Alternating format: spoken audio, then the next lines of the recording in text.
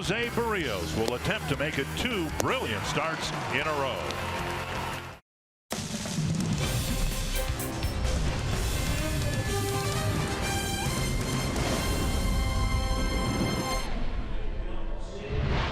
The Twins hope to build an early season winning streak to 3 games. It's the middle game of 3, we think, between the Twins and the Seattle Mariners. Yeah, it's cold, but we play on. We're from Minnesota. Doesn't matter. It's a cold day here at Target Field, but we do have game 2 between the Twins and the Mariners. Dick Bramer along with Bert Blylev. And the cold temperatures do make everything more difficult on the baseball field. It's more difficult to swing the bat, hit the ball with authority, yet it's been cold all spring long here, and the Twins are hitting the ball over the fence. Yeah, 13 home runs already by the Twins. Of course, the leader, Brian Dozier. This guy, you know, when he gets up there, he doesn't get cheated, no matter if the weather's hot or cold. Brian will be swinging for the fences. Miguel Sano yesterday, a big 2-run home run. And the Twins right now scoring 30 runs with the 13 home runs and 12 of them solo home runs. But all in all, a lot of good things going good for the Twins. That's our DQ Dairy Queen combination for the day. So the Twins have scored enough to win 4 ball games so far, and it looks a lot easier at the end of the game when your bullpen is doing what the Twins bullpen has done. Boy, you'll go back to that Pittsburgh cold night a couple nights ago, and you know the bullpen has been outstanding. Over the last 3 games, the bullpen has worked over 13 innings. They've only given up 4 hits and no runs. That's the big thing for the Twins bullpen. Well, the Twins relievers have certainly done their job, and Jose Barrios did his when he made his first start of the year. He didn't even need a bullpen in Baltimore. We'll see what start number 2 looks like in a moment.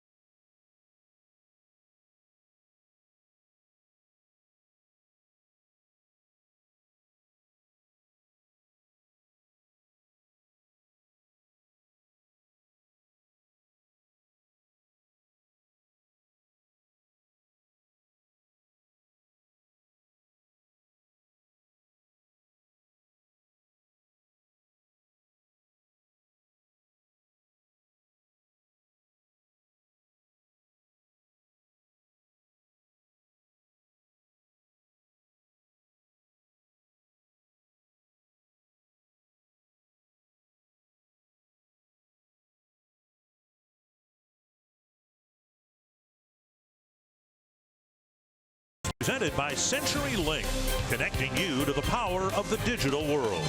And by Sanford Orthopedics and Sports Medicine, for the everyday competitor in all of us. Just about to get things started for the Twins and the Mariners here at Target Field. I'm Marnie Gellner. Twins are off to a good start this season, 4-2 so far. Last season, they won 85 games and earned a wild card spot. It was an amazing turnaround, and as a result, last November, Paul Molitor was named American League Manager of the Year. And today, Molitor received that award. He was presented it by Tom Kelly, who was the 1991 American League Manager of the Year. And Molitor said, you know, it's a really nice award, but a lot of other people did their jobs really well in order for me to get this. He said, we got the right guys on the field. They performed well, and he said, it's really true. A lot of different people should be very proud and take a hand in this award. It's a group effort here. Molitor received the award. The entire team was up at the top step of the dugout to congratulate him as well. Coming up next, Jose Barrios makes his second start of the season, following up on his complete game. First pitch against the Mariners is next.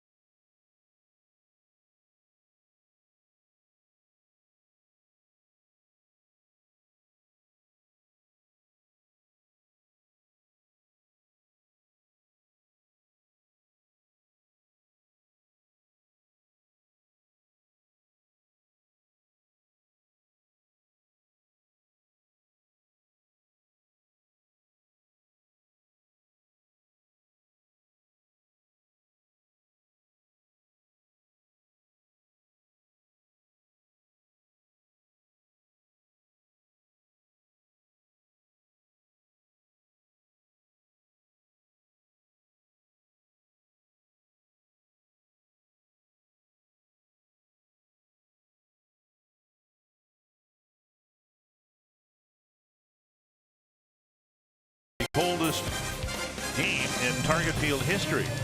26 degrees here as we approach first pitch. The old record 31.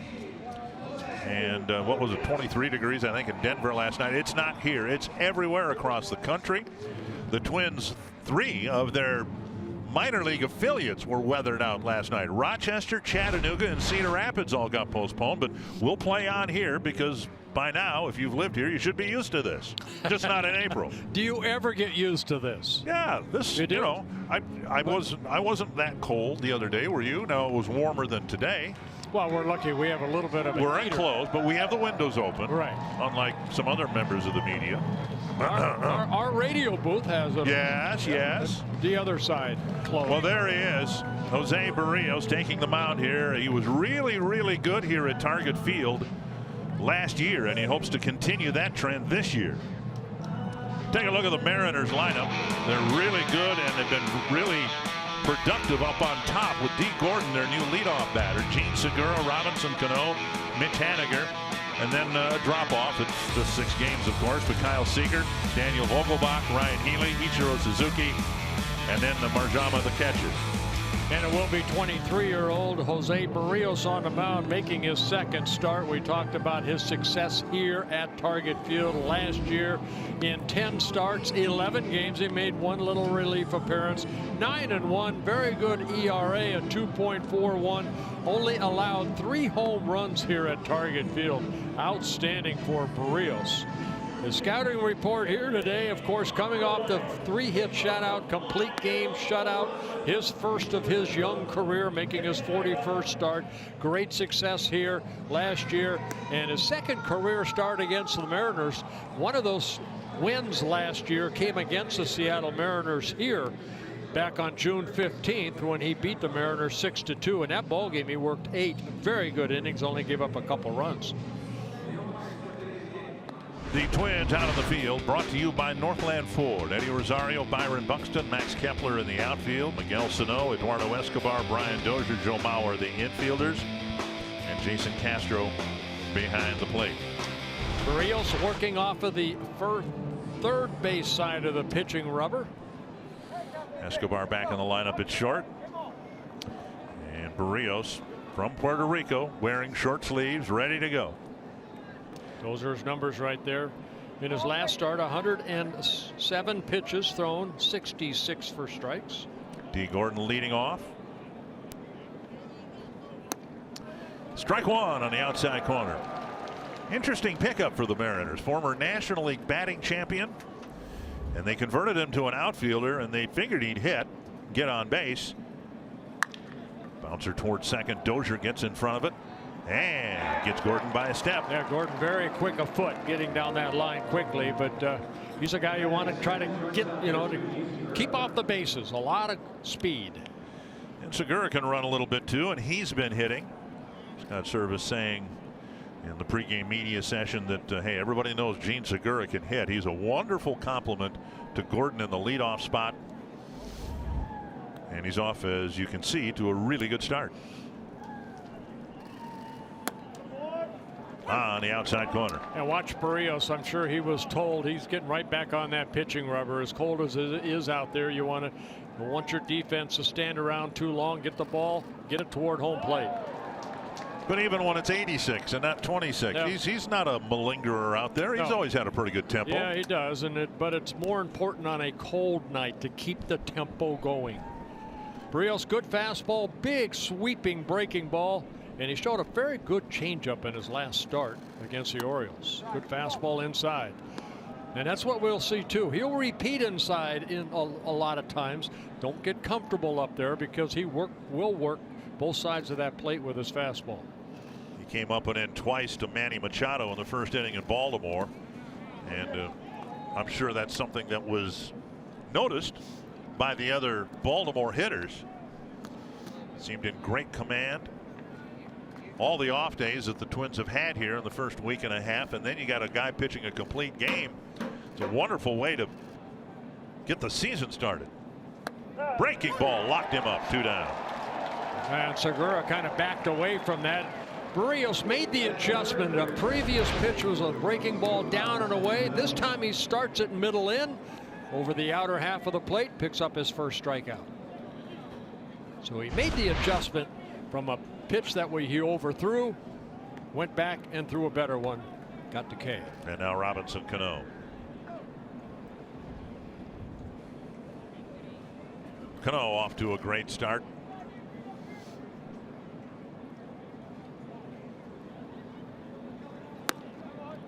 And on the outside corner again. This is what Berrios did for 9 innings in Baltimore.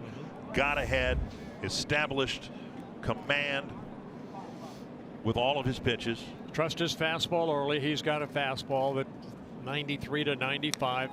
0-2 to Cano.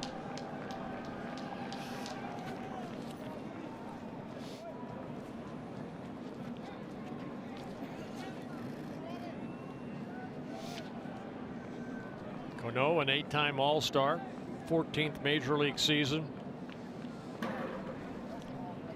This guy can just flat out hit. A career .305 hitter in his first 13 years.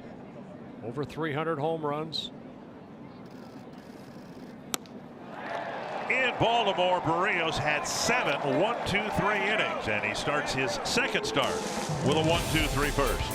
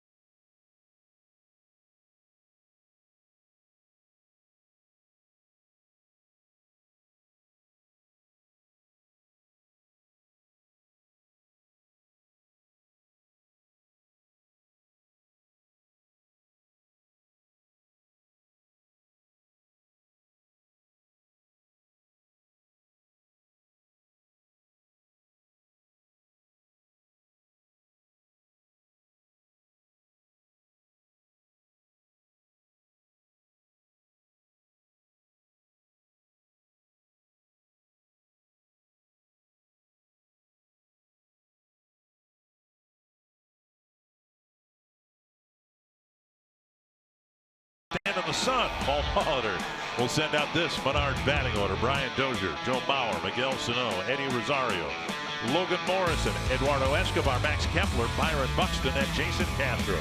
And it'll be Mike Leake, a right-hander on the mound for the Seattle Mariners. He's coming off a quality start. Now, a quality start to me, 7 innings, 2 earned runs or less, and he had that against the Indians in his debut for the Seattle Mariners last Sunday. Those are his career numbers. 84 wins. Started his career with the Cincinnati Reds, Giants, Cardinals, now a Mariner. A ball and a strike now to Brian Dozier. Mauer and Sano will follow. Dozier with 4 home runs.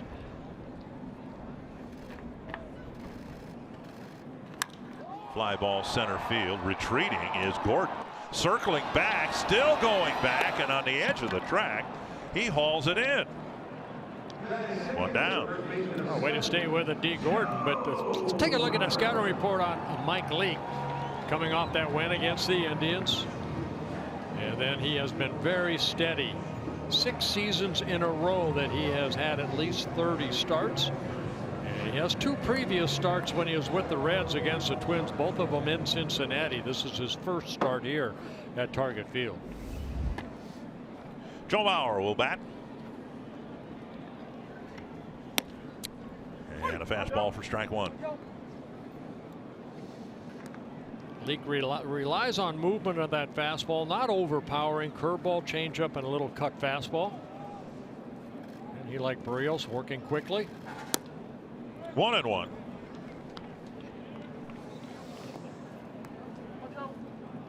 Leake picked up from the Cardinals last year when Mariners were dealt so many injuries to their starting rotation.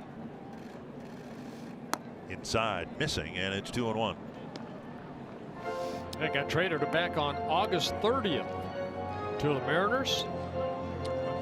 Mariners Cardinals were trying to stay afloat in the chase for a wild card spot that eventually was won by the Twins and the Yankees. 2-1. On the ground, a hot ground ball. Cano nicely to his right and throws him out. Really good play by Robinson Cano. Let's check out the Mariners in the field. Ichiro Suzuki is in left. D. Gordon is in center. Mitch Haniger's in right. Infield of Seager, Segura, Cano, and Healy. And Mike Marjama behind the plate. Yeah, nice play by Cano, as you mentioned, a 2-time Gold Glove winner at second base, going to his right, little slide, spins around, gets the out of Mauer at first. Sano with a big swing and a foul back, 1 strike. Sano coming out of the, he needs a little more stickum. Pine tar or what have you. Must have had a hand come off the bat. 1 strike. Sano hit a big 2-run home run to tie the game against James Paxton in the home opener on Thursday. Paxton said afterwards he didn't think it was that bad of a pitch, but Sano that good of a hitter. It was a breaking ball down, and Sano just lofted it into the seats.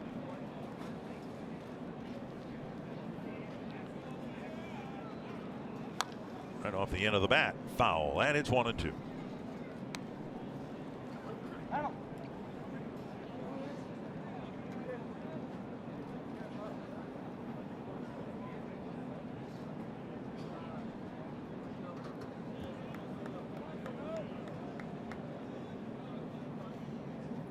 Half swing. No, says first base umpire Tom Hallion. Yeah, that's a slider right there. And it's 2-2. Dude, very close.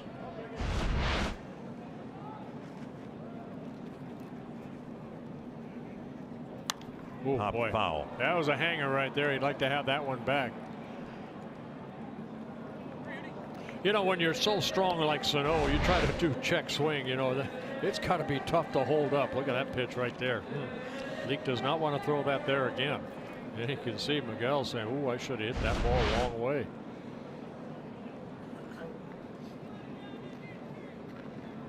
2-2. Going to go inside. And now 3-2, Rosario on deck. Got the change up there.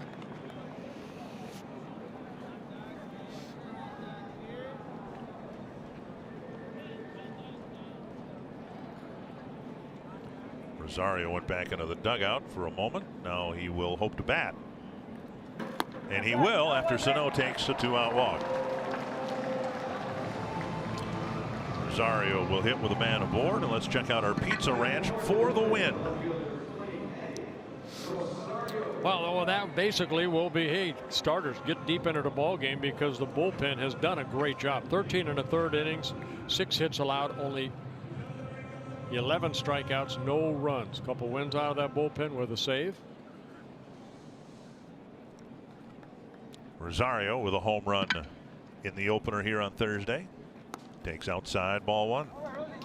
First home run of the year, driving in his first run of the year. But the Twins have, with this lineup, a nice complement. Rosario provides a nice power threat from the other side of the plate. And the Twins will need somebody to do a nice job of that behind Sano.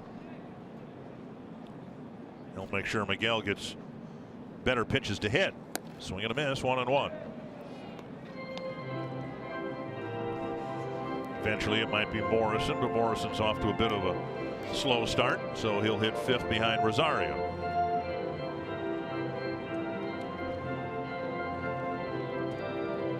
There's Kepler.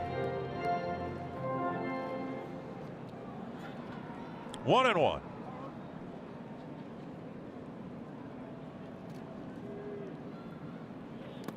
Dug out by Marjama. 2-1. There was one other component that induced the Mariners to get Mike Leake.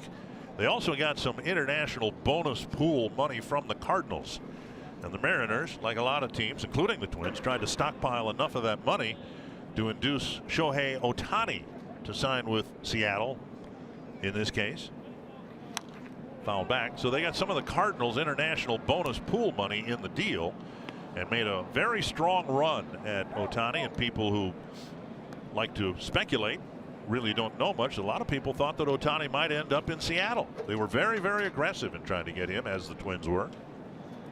One thing they did do too to get Mike Leake is they have Cardinals pay a lot of his salary too on a long-term contract.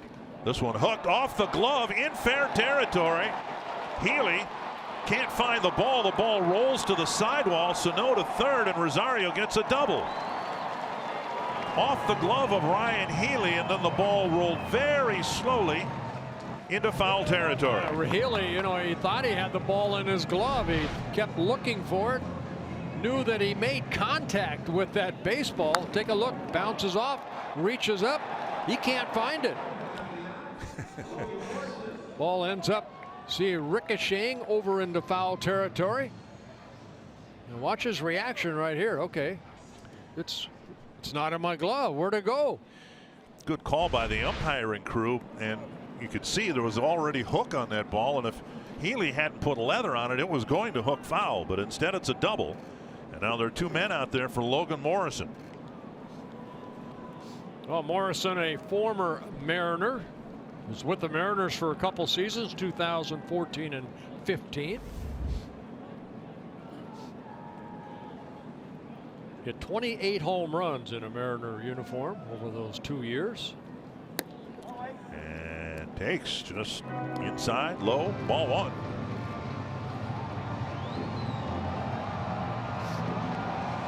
Asked Logan when I first introduced myself to him in spring training how he liked hitting at Target Field.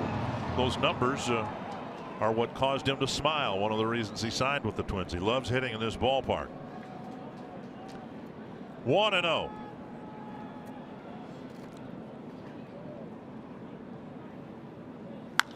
Deep to left, but foul.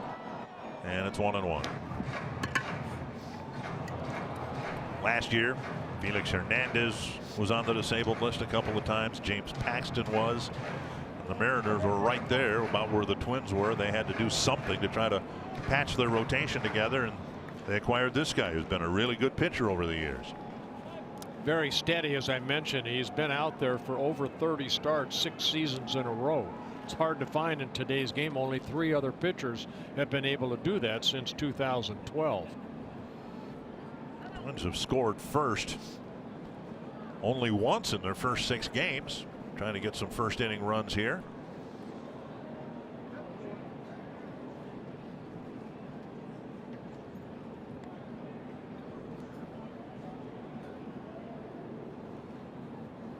Swing and a miss, and it's 1-2.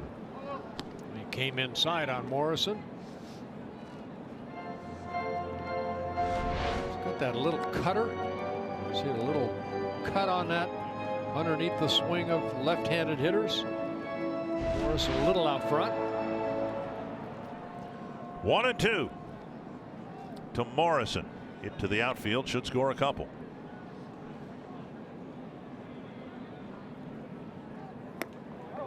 Up and away, 2-2.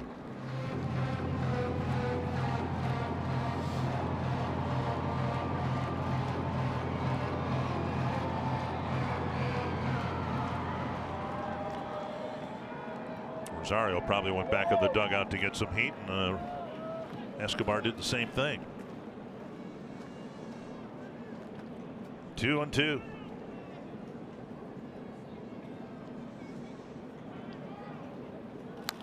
Pulled foul.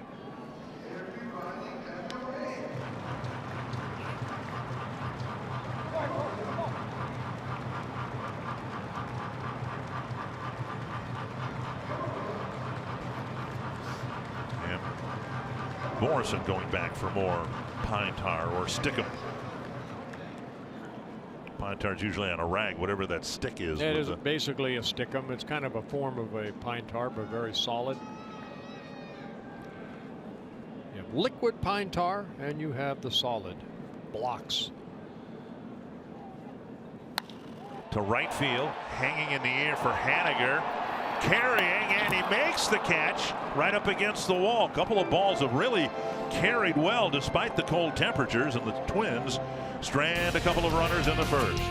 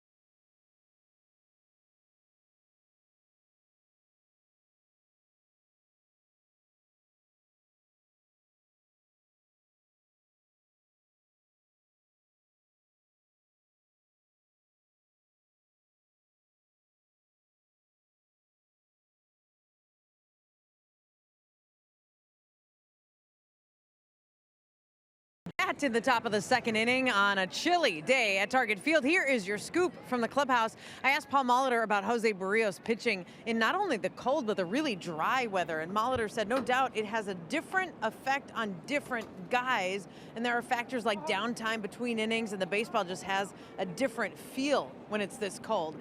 He also talked about tomorrow, the snow, the forecast. He said it doesn't look great, and we're going to be challenged as it is to play in the cold today. But the Twins are going to do their best to try to play tomorrow, and it all depends on when the white stuff starts falling. Phil Hughes pitched on Thursday, and that outing went well, according to Molitor. He even touched 94, Hughes did, which means the arm strength is good. But Molitor said we don't exactly know when to schedule Hughes because of what the weather might do and if there is a postponement. So the Twins aren't going to slate him specifically for anything until they know when their games are going to be played. We're all kind of at the mercy of the weather right now, Dick and Bert. Yes, we are. Thank you, Marty. And there is an emphasis placed with Berríos delivering a strike 2-1 on trying to get the games in across baseball. And nothing you can do about the weather. And so, yeah, here in Minnesota, we just play on. 2-1. Driven to the gap. Buxton running over and smothering it. It looked like he may have gathered it in against his stomach, made the catch, one away. Yeah, Haniger hit this ball right on the butt. But you got a Gold Glove winner out in center field, and that ball was hit sharply. Fastball away. And Buxton going to his left. That's the catch for the first out. Watching it as much as he can all the way into the glove. One down. Here's Seager. You know, and the Mariners appreciate the effort too because of what happened to them a few years ago when they were in Cleveland. And fans, I think, may remember when the Indians, of all places, had essentially a 4-day snowstorm, and the entire 4-game series with Seattle was snowed out. And so to make those games up, every time the Mariners flew east, and they have to fly east a lot because they're about as far west as you can get, but every time they flew into the Eastern time zone, they had to stop in Cleveland and play a game. And it really became an ordeal to try to make up the games that were lost. On the ground, hit right to Dozier. And 5 up, 5 down for Berríos. Boy, perfectly placed the shift right there. Brian Dozier going to his left. And Seager hit the ball right to him for the second out. And yeah, plus, you know, Seattle's only trip in here, too. Right. So they would have to come this way if game tomorrow is called. I think we're going to play tomorrow. It's just a hunch. Every time I check the weather, which is about every other hour or so, the forecast for tomorrow gets incrementally better in terms of how much snow, when it's going to start. So we'll see. Foul back. And Vogelbach with an 0-1 count. Yeah, with Nelson Cruz on a disabled list, it's Vogelbach that gets the opportunity to get some at-bats. And he's made the most out of them so far. 4 hits in 12 at-bats. Picked up a couple hits here a couple days ago. 1-1 to Vogelbach. And Berríos, as he did in his first start, throwing strikes. Buzzed a fastball over the inside corner.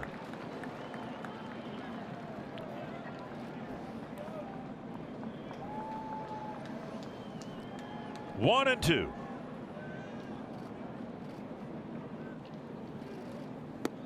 A little bit low. It's nice to see a young man like Berríos, former #1 pick by the Twins, become the pitcher that he's capable of being, and off to a great start this year. There it is. 95. It covered the inside corner of Berríos again, who had 7 1-2-3 innings at Baltimore. Starts his day with a pair of perfect innings. Eduardo Escobar will lead off the bottom of the second.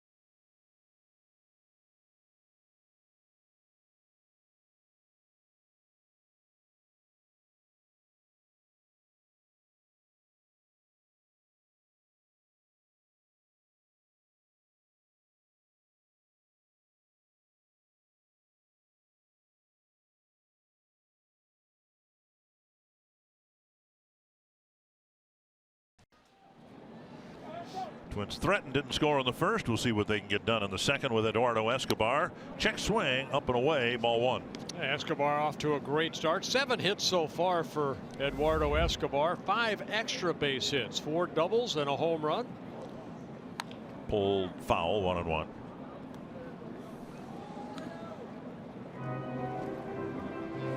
It'll be Escobar, Kepler, and Buxton here in the second inning.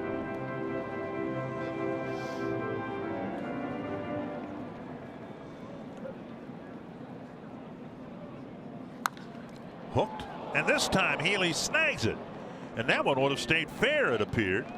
Healy with 2 bullets hit in his direction, and he is 1 for 2. And Escobar again putting the barrel of the bat on that baseball, smoked it down that first baseline, and Healy has to dive to his left and come up with that for the first out. And that will bring up Max Kepler. And he takes a strike on the outside corner.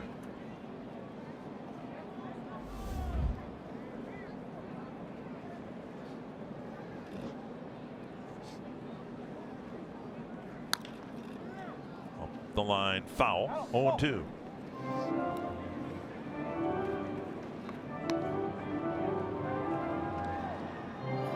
Heat in the dugout, but nothing out there, where Leake is pitching in long sleeves. Barrios pitching in the short sleeves.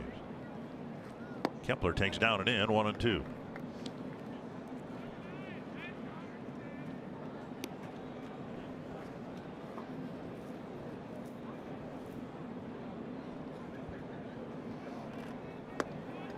Good take with 2 strikes, 2-2. Leake, kind of a smaller version of Jake Odorizzi. They list Leake at 5'11", 180 pounds. And Kepler got a piece of it. Odorizzi 6'2", and a little bit heavier. Leake had a nice college career. He grew up in San Diego, California, ended up attending Arizona State. He was the Reds' #1 pick in a 2009 draft. Up high, now 3-2. Came up with the Reds the following year in 2010. 6 seasons with the Reds, 1 with the Giants and the Cardinals. And there are the guys that have been very steady over the years. I mentioned that it's last 6 seasons, 30 or more starts. Ian Kennedy, John Lester, and Max Scherzer are the only 3 others to have at least 30 starts in a season. With that walk, Kepler takes over the team lead. That's his 5th walk, and some of them have been really impressive ones. You can watch every out-of-market regular season game live at home, in the office, or on the go with MLB.tv. Your subscription includes MLB At Bat Premium, allowing you to watch live baseball on your favorite supported devices. Blackout, other restrictions apply. Visit MLB.tv. Kepler at first, Buxton at the plate, and he takes ball 1. Yeah, Leake usually pretty good as far as not allowing a lot of walks. Almost 1,500 major league innings. He's averaged only 2.1 walks per 9 and about 6 strikeouts per 9. He's already walked a couple here this afternoon. 1-0 to Buxton. There's a strike, 1-1. Get back to Kepler. You know, he's off to a really good start, and it's been maybe overshadowed by some other starts on the Twins team, but 5 walks. And he's hitting .286. Came into the game with an on-base percentage of .400. Very close. They got him. They picked him off first. 2 away. Well, watch Kepler's move right there. Just slow getting back. The quick throw. And a pickoff of Leake getting Kepler. Leake getting his first pickoff this year. His 12th career pickoff. Tagged in the armpit just before the hand touched the bag, so I don't think the Twins will challenge that. Paul Molitor still has the foot out of the dugout, and a little bit of a delay here again, and now we'll play. Count to Buxton, 1-1.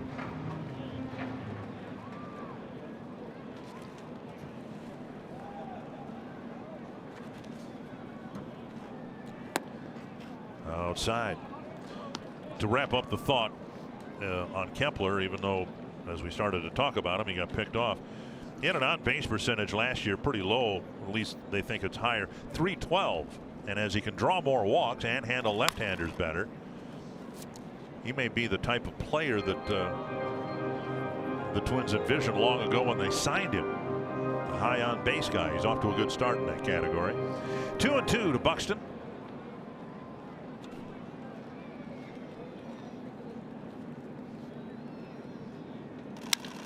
On the ground, backhanded by Segura. And in the end, Leake faces just 3 men, even though he walked Kepler onto the third, no score.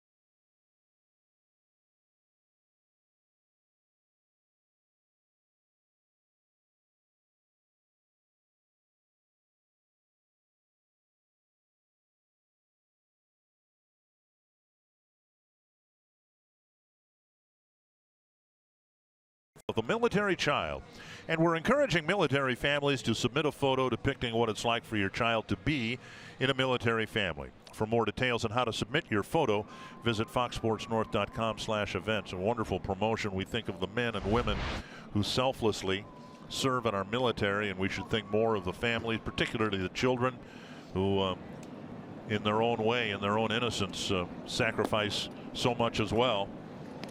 1-0 to Ryan Healy, then Ichiro Suzuki and Mike Marjama. Yeah, Healy in his first season with the Mariners, last couple with the Oakland A's. 2-0. Had a good year for the A's last year in 149 games, hit 25 home runs and hit 271. Traded over in November. Buxton chasing it to the gap and tracking it down right in front of the bullpen. What wind we have, and it's picked up a little bit since the first pitch, is blowing, according to the flag poles anyway, from the left field foul pole to the right field foul pole, and that might have helped keep that ball in the ballpark. And the deepest part of the field here at Target Field, 411 feet to where the bullpen gate is, and Buxton has to go that direction. Right on the warning track, makes the catch. As you can see in the background right there, there are nobody in the bullpens. All the relievers are on the bench. Barrios to a knee, comes up firing and got him. What a play by Jose Barrios.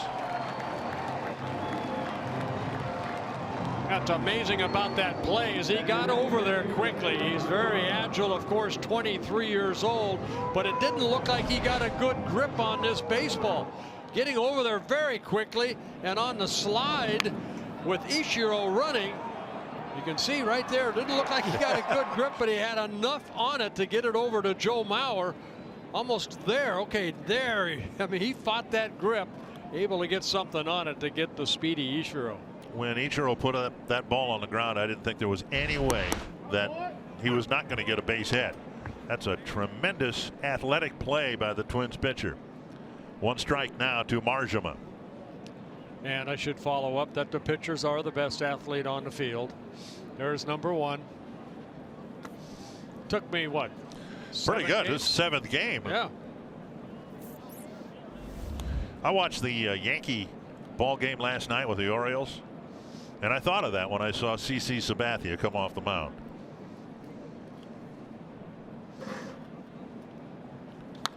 And Sabathia left the ball game with a hip injury and is on the disabled list today. It was an interesting ball game last night between the Yankees and the Orioles. There's different kinds of athletes, you know. There's I'm aware of that, yes. Then there's CC. Wow. But CC's had a great career. 1-2, and now 2-2.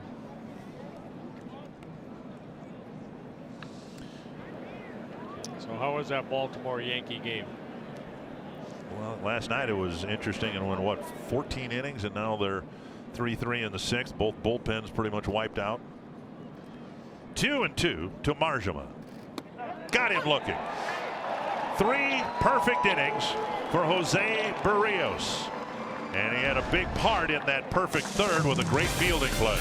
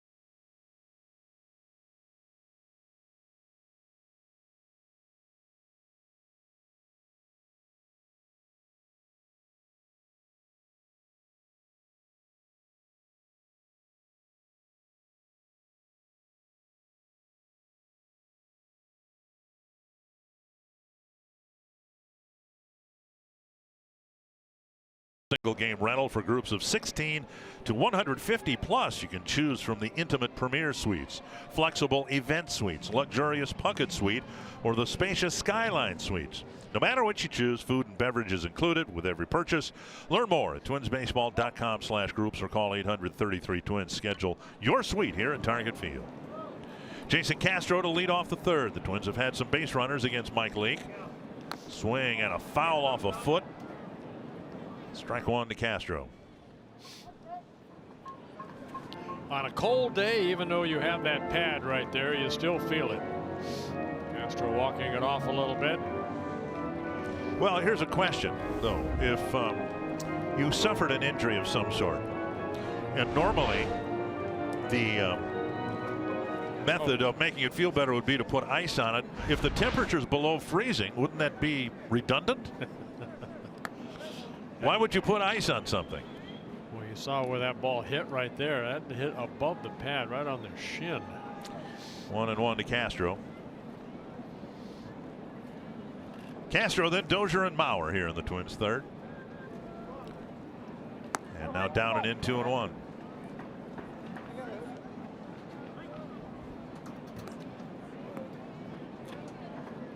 Coldest start to a Twins game in Major League history here in Minnesota.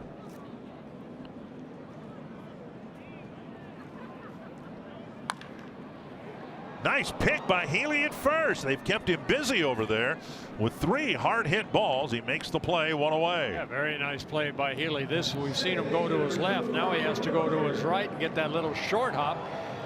And the pitcher Lake over there. Leak over there. Getting to the bag. Playing that little hop for the first out. And here is Dozier. Hit a drive to center field that seemed to just keep on carrying, even though the wind appears to be blowing in. Chased D. Gordon all the way to the edge of the warning track. Strike.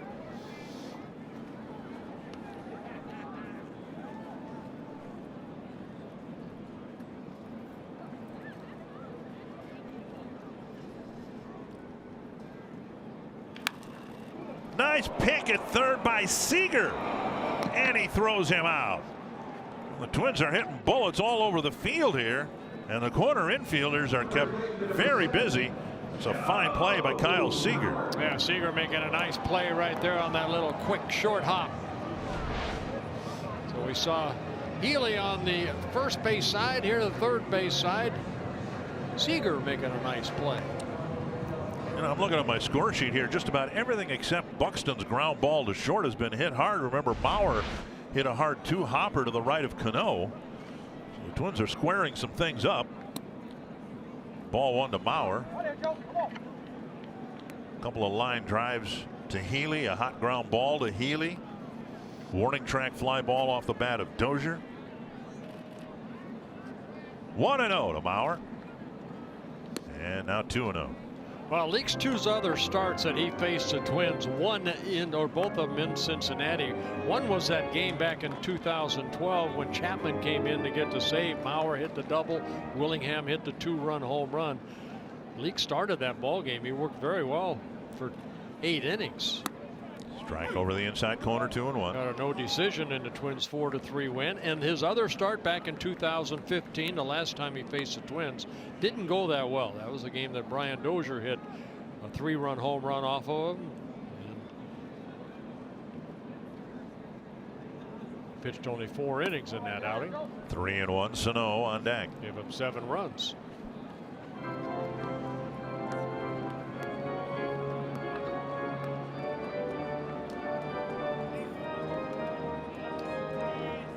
Leake has walked a couple, one in each of the first 2 innings. Sano in the first, Kepler in the second. 3-1 to Bauer. And now a full count. Well, Leake's all about adding and subtracting. That fastball maybe as high as 90, but he changes speeds well. Again, always excellent control over his career. Tap to the right side. And Cano bare hands flips and makes a nice play. The Twins go down 1-2-3, and we're scoreless going to the 4th.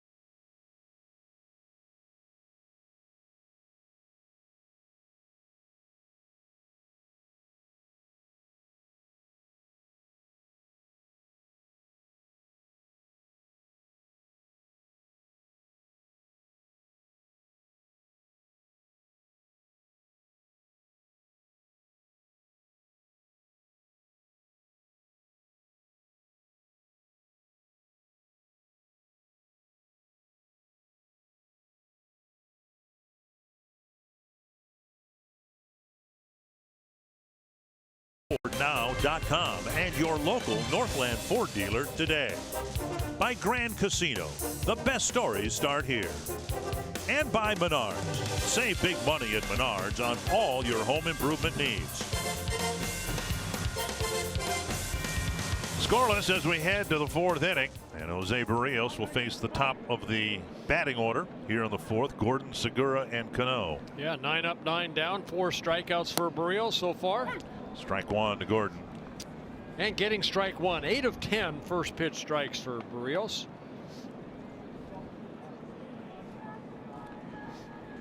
One strike to Gordon. Twins have obviously pitched well. No team in the American League has given up fewer runs than the Twins, and the guy on the mound is a big reason why. The rest of the starting staff has 3 1-2-3 innings. This guy's already got 10. He's only pitched 12 innings. Escobar asked to stretch to make the catch in short left. Nice play on a frosty day, one away. Yeah, fastball getting in on Gordon, and he just slaps it the other way. And Escobar has to hustle out there to make the catch. One down, and Gene Segura will bat. Called out on strikes his first time up. Kind of an inside out swing by Gordon. That's the thing in his complete game, the shutout against the Orioles. There really wasn't anything that was hit hard. There were a lot of balls put in play like that last one. Weak pop-ups, soft ground balls. Now here, Haniger hit his ball pretty hard.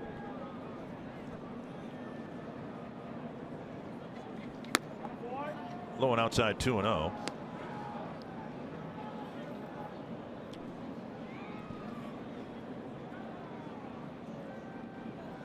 To Gene Segura. Fouled away, and for more on the Twins right-handed pitcher, let's go to Marty Gellner. Guys, I was talking to Barrios yesterday about what he really, when he reflected on that start against the Orioles, what he was most proud of. And he said that it was the fact that he threw the ball over the plate and he did not care who the hitter was. He said they have some really big hitters, they have big names, but I didn't care what their names were. I didn't care what their stats were. I threw it over the plate. I believed in my stuff and myself, and that's how I pitched. It's got to be refreshing for you to hear that, huh? Yeah, put that in a bottle right there and send it to every other pitcher in baseball. And now Mauer can't track that ball far enough. Well, you know, into foul you go territory. out there as a pitcher, and sometimes, you know, you go over the lineup prior to the game and you'll see who, you know, maybe is hot and who's not hot. But once you're out there, you got to find out what kind of stuff you have. As long as you stay aggressive, it doesn't matter who the hitter is. If you make your pitch, you're going to make mistakes, you're going to get hurt. But as long as you stay aggressive, and Barrios has shown that.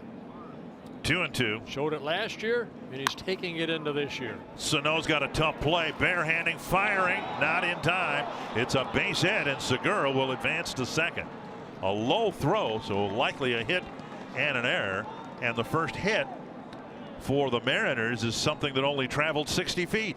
Well, that ball had a little tail on it right there, created that almost a swinging bunt. Sano playing back. Of course, with 2 strikes, you can see that ball. He comes in. Great effort right here to throw. Just short hops Mauer and gets away from him. And gets by Joe. He's trying to just keep it in front of him in that situation. And it is an infield base hit and an error on Sano, his second of the year. First one was committed a couple days ago. Now runner at second, 1 out, and here's Robinson Cano, struck out his first time up.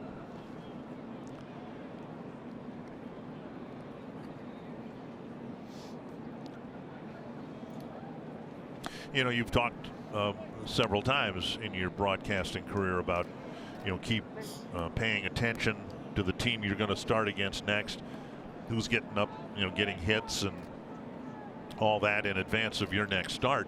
It's so much more involved now, and there's so much more information available to a pitcher if he wants to use it. And it is, I think, refreshing for a lot of people to hear Barrios say, you know what, I'm going to go out and do my stuff and play to my strengths rather than to exploit the hitter's weakness. Sad to say, in today's game, with all the technologies that are out there, you can almost get overloaded sometimes going into a ball game where you're worried about the pitcher, you know, what he throws and counts, all that stuff. And for a pitcher, stay aggressive. Find out early what's working for you have that relationship with your catcher.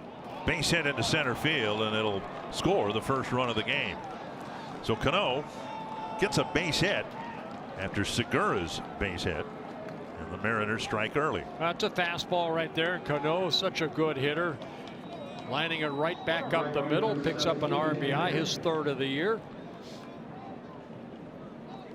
Well, Segura, who reached second base on the air, the overthrow. You can see the ball just stayed middle in, and Cano, such a beautiful swing right back up the middle. And that scores Segura for the first run. And the first run allowed by Barrios in his 13th inning. Popped up center field, and Dozier backpedaling and making the catch and a quick second out.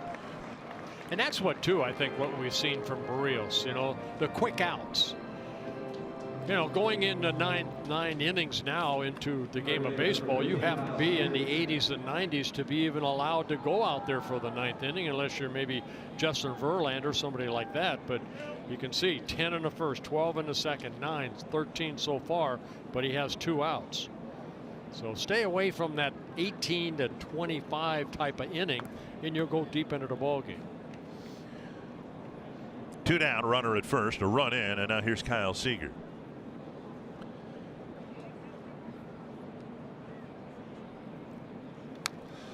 And for Barrios, it might very well be that, with all the analytical information that's available on what Seager's strengths are in whatever counts and all that, let the catcher filter through all that and just trust the catcher to process that information and call a game. And to that end, Barrios is working with a different catcher. He had Mitch Garver behind the plate in Baltimore, and it's Jason Castro today. Well, Castro knows exactly what Barrios can do. He wants something away right now. And you can see if you miss away. Don't miss out over the plate. That's part of pitching too. That hopefully expand that strike zone a little bit. That 17-inch plate, you make it a little bit bigger if you can hit that catcher's glove consistently. 1-1 to Seager.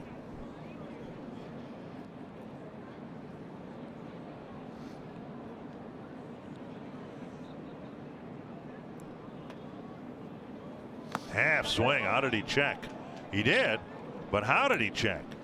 Every part of his body committed to that pitch except his hands. And that's the only part that matters, I guess. Well, the breaking ball right here. Watch Seager. He's thinking about going after it. And able to keep the barrel of the bat back, even though his whole body moved. Kept his hands back. 2-1.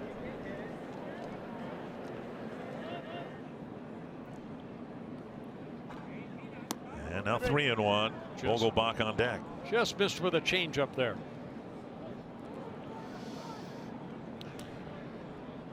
You can see Seager and where his spray chart is. Not strictly a pull hitter, yet the infield is pulled around into a pull shift. 3-1. Deep to right, near the pole. And it hits the foul screen. A 2-run home run for Kyle Seager, and suddenly it's 3-0. Well, Seager hitting his first home run of the year, got a fastball down.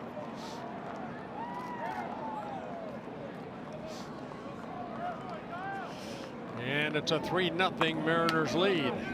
The Mariners just their 6th home run of the season. Seager's first. Yeah. See, I want that ball inside right there, and it ends up about thigh high, and this is exactly where left-handers like it. 3-1 count. They're looking middle in to pull, and he pulled it. And now up and in to Vogelbach. Again, the Twins have scored first only once in the 7 games. So that means 3 of their wins this year have been come from behind wins, and they'll have to try to do it again here this afternoon. 2-0.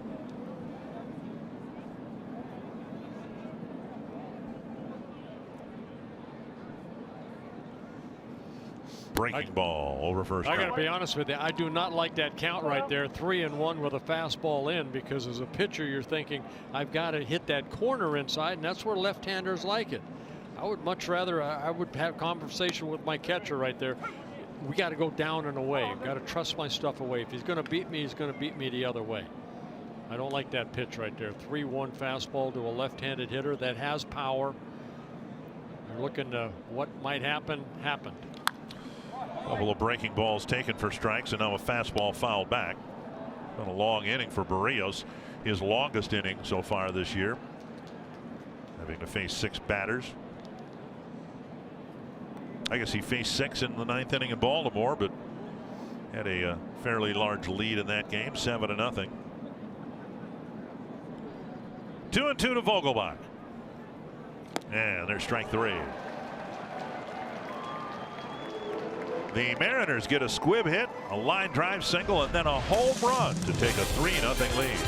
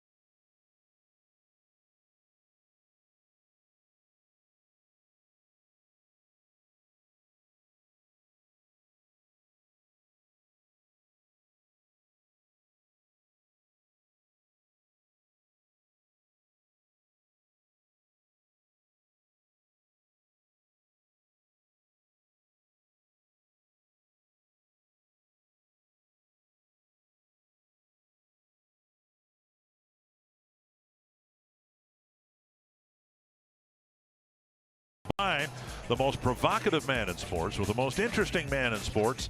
You get opinion that cuts through the hype. Catch Speak for Yourself with Colin Cowherd and Jason Whitlock, weekdays at 4 p.m. Central, only on FS1. In essence, that's all we can do, right? We can only speak for ourselves. We can't speak for anybody else. No.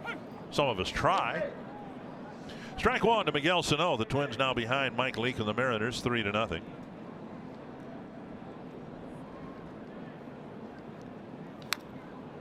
Bounced foul into the Seattle dugout, 1-1.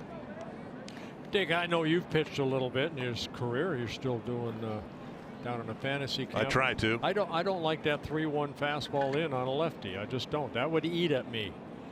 That I would sit down with my catcher. I was very lucky. I had Phil Roof, George Metterwall, some of my catchers early on that taught me the difference in situations that hitters, are going to look for a certain pitch to drive, and that he's looking for a fastball in that he can do exactly what he did.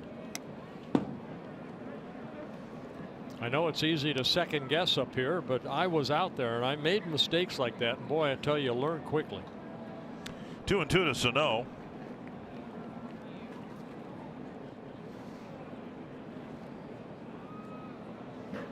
And up and away, Sano drew a first inning walk. Your margin of error in that situation, because it's 3-1. Yeah, you don't want to walk him. Barrios is not that type of, he's not made that way. He's going to try to throw a strike in there and too much of the plate. And Sano fouls it back. Full count. Twins would like to build an inning here in the 4th. Get back on the board right away after the Mariners touched Barrios for a 3 spot on the top of this inning. And Sano has taken his second walk of the ball game to start the 4th inning. Let's go back to the pitch. A 3-1 pitch to Kyle Seager. Okay, you're out there, okay? Everything, look where Castro set up. He wants that ball inside, but you know what? Even if that ball is up a little bit, Seager, to me, is going to do the same thing. I want my catcher right there, and I would second guess the heck out of myself, to be honest with you. I want him to beat me the other way in that situation. So I want my catcher on the outer half of the plate, not inside where I'm trying to hit, you know, 2 or 3 inches of the inner part of the plate. You're asking for danger, and he got it. High fly, right center field. And Haniger waits and waits and waits for the first out. So it wasn't, as some might have thought, a case of mislocation. The target to Barrios, for Barrios, was down and in, or inside anyway. Inside, 1 down. Inside, in a hitter's count. A guy that has power. Logan Morrison will bat. He had a warning track fly ball to right with 2 on and 2 out in the first. Haniger made the catch to end the threat. And those are situations that kept me up at night after my starts. What are those situations now? What's the equivalent now that you're a broadcaster? I sleep like a baby. Do you really? Oh, yeah.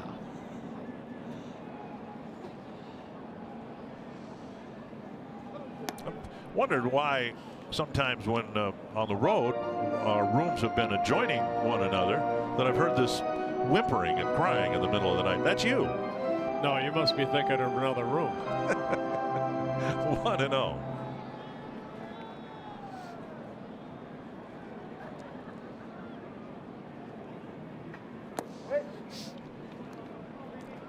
And now 2-0. Leake has struggled at times with his control. He's issued 3 walks.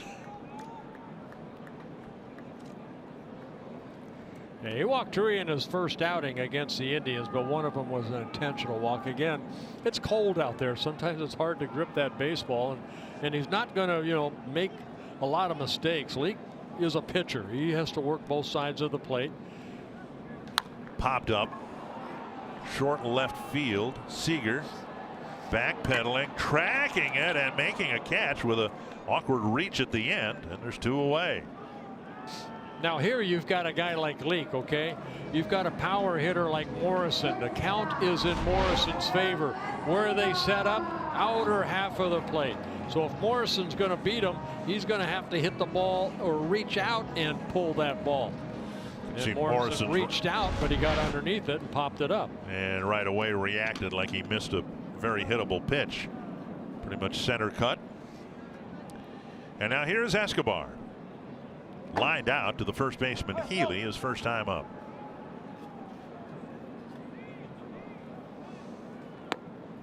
Down and in, ball 1. That's the pitcher-catcher relationship that you have to have in a ball game, is understanding what that pitcher has, what you're trying to accomplish. Jammer right here, the catcher for Seattle. You can see him creeping outside. Hit hard again to right field, right at Haniger. Well, the Twins are hitting in some tough luck against Mike Leake. Another hitless, scoreless inning, and it's 3-0.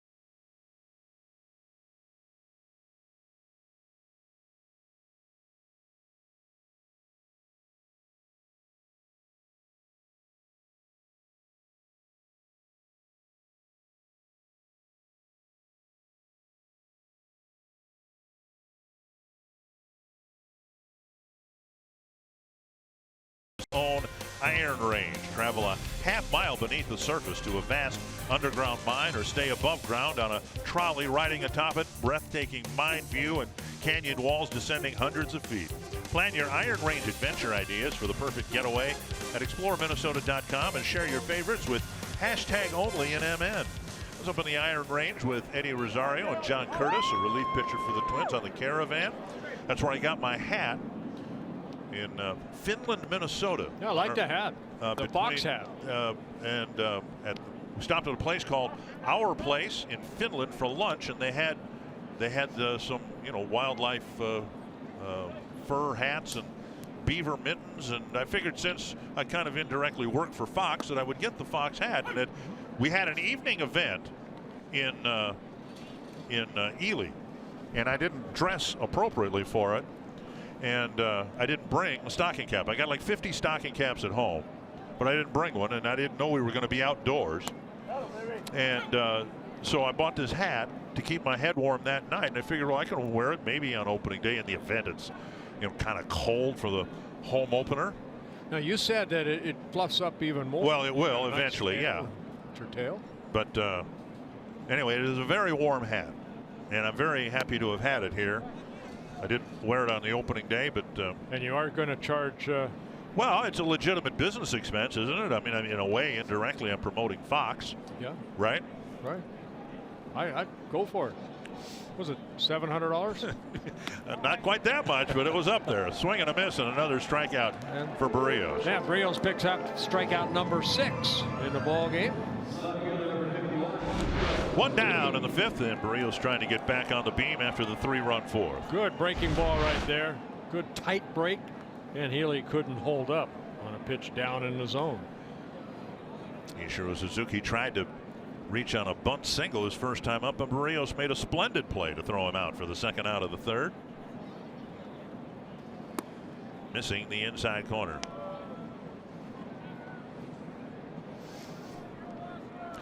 Have to respect guys who play as long as Ichiro has played. And you look at them and you think, you know what, he could still fit in his rookie uniform. Unbelievable. Line drive left field, nearly skipped by Rosario, a 1-out single. Yeah, over 3,000 hits, over 1,200 hits in Japan before he came over and came up with the Mariners in 2001. Just a fastball thigh high away, and like he does so well, just slapping it the other way. Of course, and still with him come all sorts of Japanese media. He's still revered in Japan. I was talking with one of the media members today about Japanese baseball and wondering about the weather there, how they handle weather there. And they have 12 teams over there, professional upper level teams, and 5 of them have outdoor ballparks, and it does get cold. But the reporter said that games in Japan are only postponed because of precipitation. Now, most of the league is covered with a roof in the stadiums there, but in the 5 exposed ballparks, it can get cold, particularly in northern Japan, obviously, but they don't let temperature cause postponements over there either. 2-0. Now we've got cold temperatures here today. Tomorrow, the biggest factor that we'll be dealing with in terms of whether we play or not will be the precipitation and in what form. He's ready. I've pitched in Japan. I've coached over there with the WBC, and yeah, they're very nice ballparks. Our WBC, we're usually in Tokyo at the Tokyo Dome, which is a dome stadium. Boy, they call it Tokyo Dome. Yeah, you wouldn't call it a dome if you didn't have a roof, would you? Very good. It's a lot. It reminds me so much of the Metrodome. Really? Yep.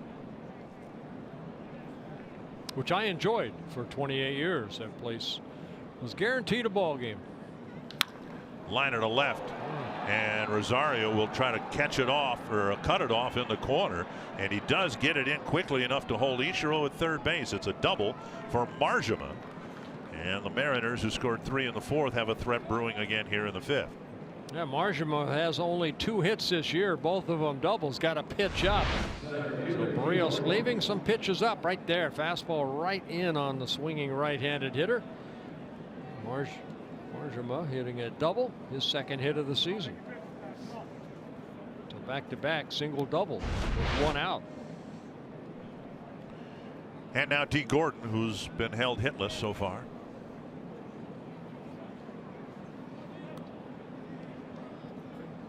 Infield in for the Twins.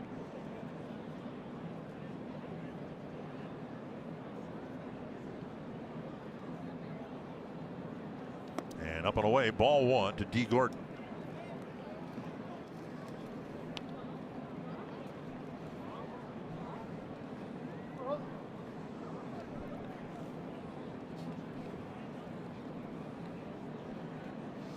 Mariners bemoaned the fact a couple days ago that they had a lot of scoring opportunities but didn't get big hits when they needed to with men on base. Here in the middle innings, they've done that. There is a pitch outside, 2-0. Got a runner at second with one out. Got Cano's RBI single, and then with two out, Seager got the two-run home run. Now a one-out single followed by a double. We'll see if Berríos can pitch out of this here in the fifth.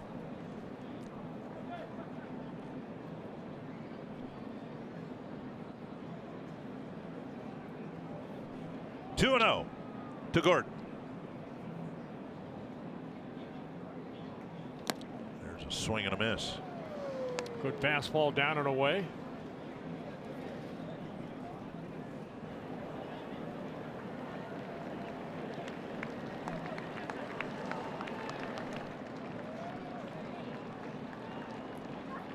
Segura on deck.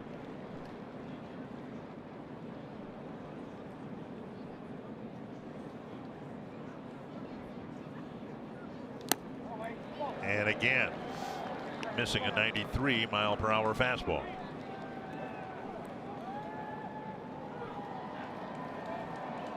These are situations you want to find that little extra, make that perfect pitch right here. Got two strikes on the hitter. 70th pitch of the game, 6 strikeouts already in the book. And this would be a good spot for number 7. And a bleeder through the middle. It'll score 2 runs. And it's 5-0. Berríos throwing through. And a little jam shot through a drawn-in infield. And it's 5-0 Seattle. Well, the two previous fastballs were away, it seemed, and then this one inside, and Gordon just fought it off and got it through the drawn-in infield. So Gordon picking up his second and third RBIs of the year, again trying to go in. Gordon fought it off. Garvin Alston to the mound. Berríos finished the 4th with a strikeout, started the 5th with a strikeout. Suzuki slapped his single to left. Marjama cracked a double down the line. And Gordon's jam shot driving in 2 more. You know, with both bullpens underneath today for today's game, you don't know if somebody's up or not. I believe that Gabriel Mora. Yeah, they are. Moya is up. They are trying to notify the media when someone is warming up. And that's a good idea. There's no reason for relief pitchers to sit out there for 3 hours when the temperature is below 0 and the wind chill's about half of that. Strike on the outside corner. Well, that's one thing they do have in Japan is most of the bullpens in Japan are underneath. So each dugout has monitors of seeing when a pitcher gets up on both sides. Twins dugout is the back, or a bullpen rather, is the back bullpen. It would be in the shade right now. And Castro picks it, backhands it, 1-1.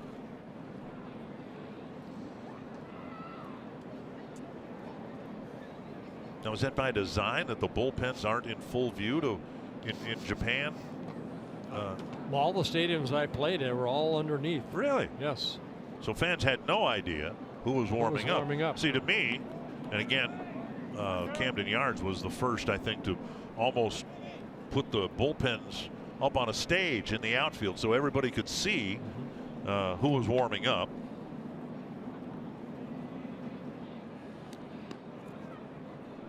And Gordon, a threat to steal, obviously, being held close by Berríos.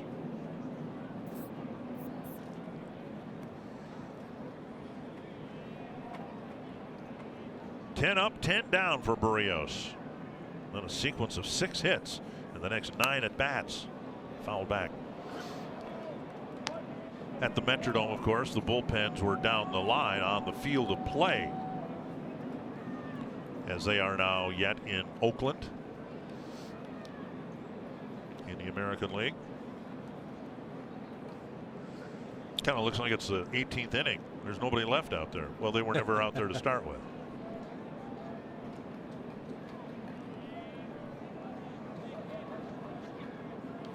Foul back again.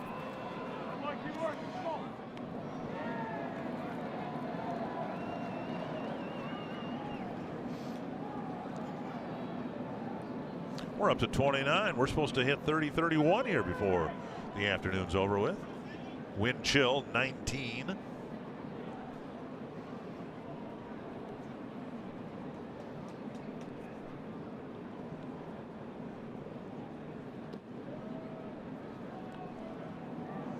Of course, the field here is heated, and when I got here to the ballpark about 3.5 hours before game time, the grounds crew was taking the cover off the field. It was the whole field, not just the infield, but the entire field was covered by a tarp. Right. 1 and 2. I think it's called a blanket. They've just put a blanket on the field. Still 1 and 2. Segura hanging tough. And where Berrios was getting swings and misses in the opening inning, Mariners, even on foul balls, making contact. Twins have been out in the field a long time again here in the top of the 5th. After the Mariners had a 3-run 4th. Another 1-2 to Segura. 2 and 2.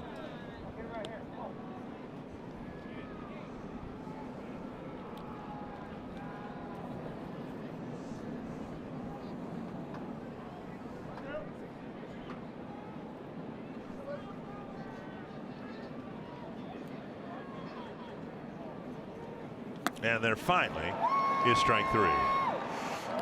2 down. Let's go to Marty Gellner with Paul Molitor coming out of the dugout to talk more about the field condition. I had an interesting conversation with the head groundskeeper Larry DeVito about this heated field. There are sensors that are 5 inches into the ground, and they measured the temperature of the field at 68 degrees just before the game. So that's 5 inches under the ground, and that's the entire surface. That's infield, outfield, everything but the warning track. That's the reason the grass is green. And you think about the fielders standing out there for as long as they have. Standing on 68 degrees is a lot better than standing on 25. So it does make a difference. And DeVito just said they're babying the grass right now. They have to. Fielders and our field reporter braving the elements here at Target Field. A pitching change. We'll have a mystery pitcher entering the ball game in just a moment.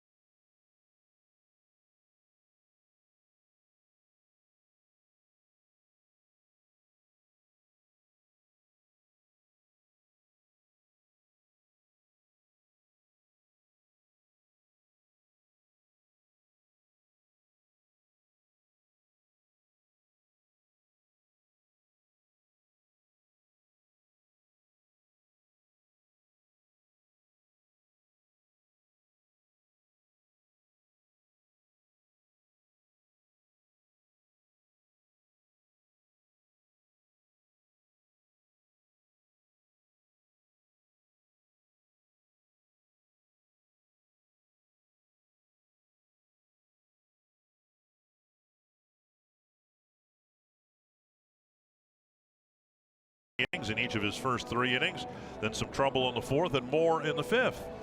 Yeah, he ended up giving up 6 hits, and a couple runners are Gordon on first base, still his responsibility.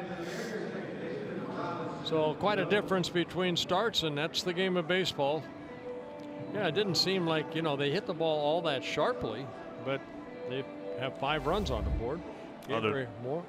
Moya on the mound, making just his 2nd appearance of the year. You saw a pitching change with Paul Molitor motioning over his shoulder instead of pointing out to the bullpen, because the relievers are in the batting cages getting loose, and Moya will try to wrap up business here in the top of the 5th inning. Yeah, Moya's only other appearance that came back in Baltimore on Saturday, the 31st of March. He worked 1 inning, gave up a couple hits and a couple runs. A home run to Tim Beckham. No, I've not seen this before. I said a few moments ago, I think this is a good idea to have the relievers where it's warm. But now imagine, you know, you're warming up indoors where it's 70 degrees, and then you step out in the dugout and a whole new weather world greets you rather abruptly. Hits you right in the face. Yes. 1-0 from Moya to Cano. Half swing but a strike. And Moya wearing short sleeves.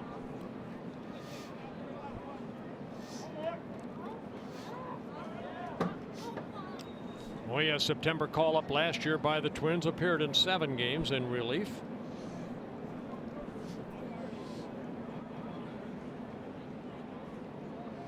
'23-year-old left-hander from Venezuela. Just off the plate.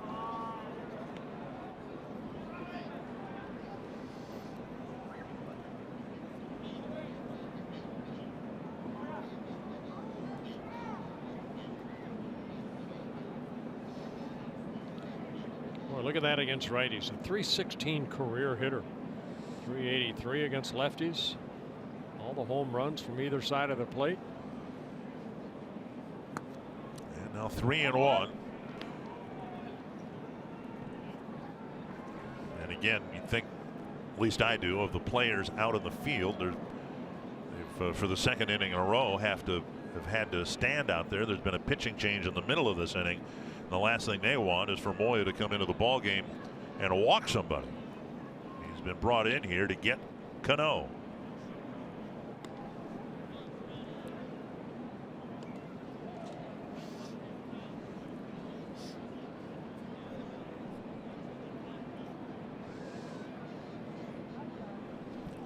Cano drove in the first run of the game with a sharp single to center, scoring Segura from second base.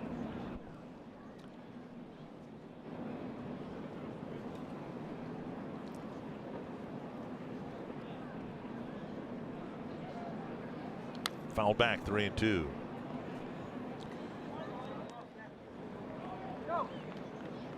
And Joe will let Moya know he's going to be playing behind the runner, Gordon.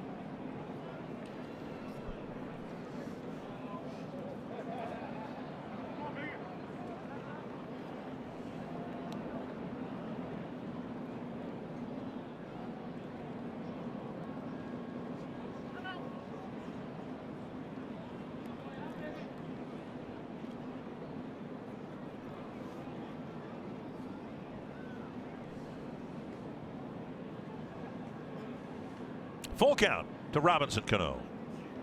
And there is ball 4 with Segura off with the pitch. And Moya walks Cano, and now he's got to face the cleanup batter, Mitch Haniger.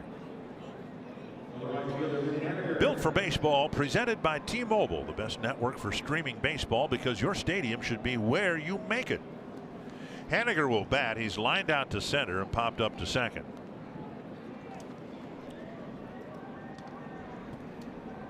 Mariners with 3 runs in the 4th, a couple here in the 5th, but they might not be done. Gordon at second, Cano at first.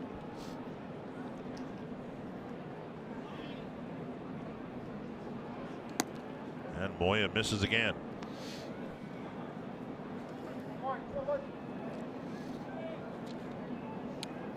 Yeah, Moya in that outing against the Orioles, he threw 22 pitches, only 12 for strikes.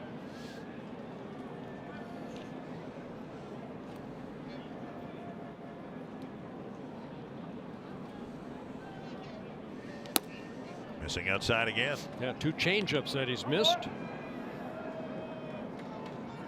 Control hadn't been that much of an issue, both in his brief major league career and his minor league career. But not many times, of course, he's thrown a pitch in sub-freezing temperatures. 2-0. Watched a lot of baseball yesterday. You saw the same issue with some very good veteran pitchers. Andrew Miller of the Indians had a tough time throwing strikes right away.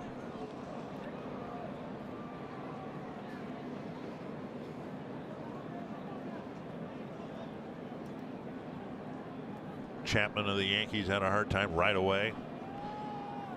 But the business at hand here is to start throwing strikes and get the Twins off the field. 2-1 to Haniger.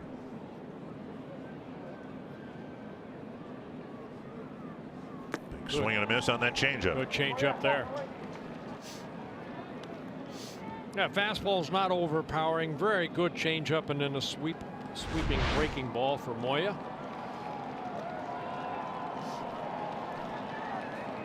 Haniger way in front of that changeup.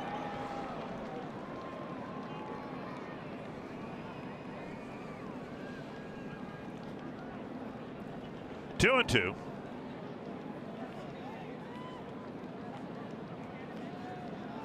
Popped up right side. Bauer crossing the foul line and making the catch, staggering a bit at the end. 2 more for the Mariners, and now a 5-0 lead.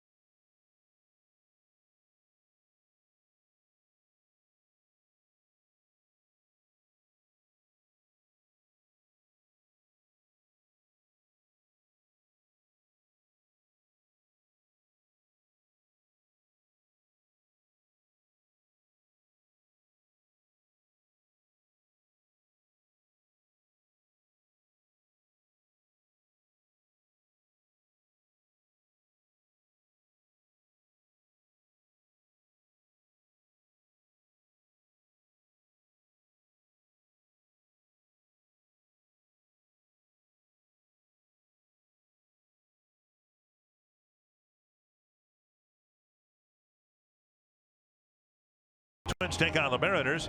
Kids 12 and younger can play interactive games, get free autographs from a Twins player, and run the bases after the game. The first 5,000 kids 12 and younger get a TC front pocket shirt. Learn more at twinsbaseball.com/kidsopening or call 800-33-TWINS. And there's strike one to Max Kepler. Drew a walk his first time up. Now Mike Leake starting his 5th inning of work with 65 pitches. A fly ball to center field, playable for Gordon. Makes the catch, one away. Yeah, Leake does not have a strikeout. He's walked 3, 7 fly ball outs, 5 ground ball outs by the Twins. There's been plenty of solid contact to score a run or two here, but corner infielders have made some nice plays. Cano made a nice play. Here's Buxton. He hit a 2-hopper to the backhand side of Segura, who threw him out in the 2nd inning.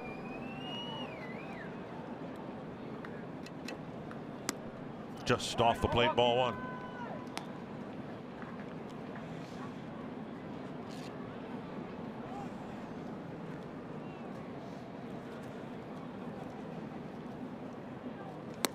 And now a belt high strike.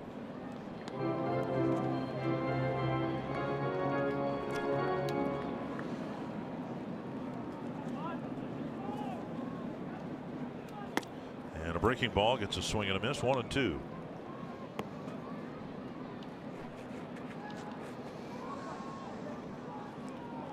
Pitched differently than Barrios, but in terms of putting up zeros, pitched him toe to toe, and now he's got a fairly comfortable lead to work with. 5-0. 2-2. Well, a lot of major league experience again. 235th major league start here this afternoon for Mike Leake.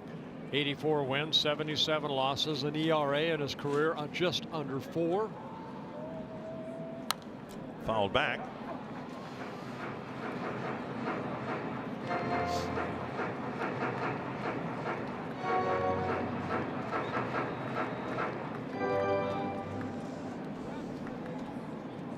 Buxton trying to get aboard with 1 out in the 5th. Up high, 3-2.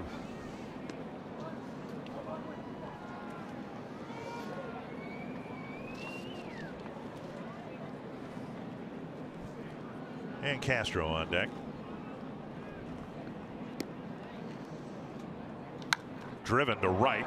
Haniger retreats. Another pretty well hit ball for an out. 2 down.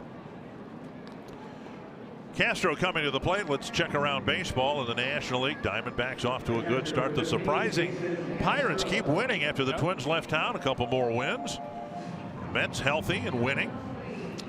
And the Red Sox winning. Everyone expected the Astros to win, and everybody's talking about Shohei Ohtani and the impact he's had in that Angel lineup and on the mound. Not expected that he'll be in the lineup tonight because he's pitching tomorrow. And as exciting as it is, I'm a little surprised that the buzz has been created. He's got, hey, what, 18 at bats. He's homered in 3 straight games, which is impressive. But he's only had 18 big league at bats. 2-0 to Castro. Well, he looks like a strong hitter. Kid looks like he's about 6'4", 6'5". Yeah. That uppercut swing. In his start through 98, 99 miles per hour. Really had a terrible spring training. 2-0. Castro, the Twins down by 5 runs. He'd be glad to take a 2-out walk here and get Dozier to the plate. I think sometimes the pressure of his hype, you know, coming over from Japan, everybody expects him to be, you know, the next superstar. Well, sometimes that takes a while to. He could take a deep breath. It's his fault right there. Yeah, but he turned out to be a superstar. He sure did. Castro takes ball 4. The 4th walk by Mike Leake. And that'll bring up Dozier. Twins, of course, had Tsuyoshi Nishioka come over from Japan and had a couple of difficult years here. And I'm talking with the Japanese media member I met this morning again. He said Nishioka's had a couple of injury-plagued years in his return back to Japan. He hasn't been able to play full seasons. Well, here's Dozier. A warning track fly ball to center, so obviously he hit that ball pretty well. Then he hit a one-hop rocket backhanded by Seager for an out in the 3rd. Strike 1.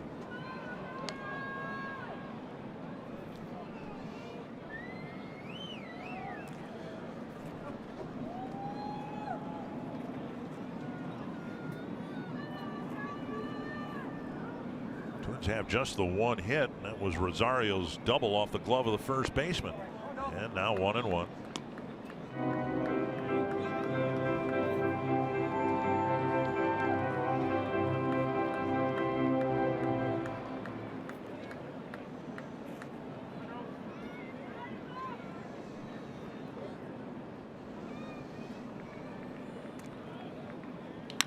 Toward the hole, this time on the glove side. Seager cuts it off.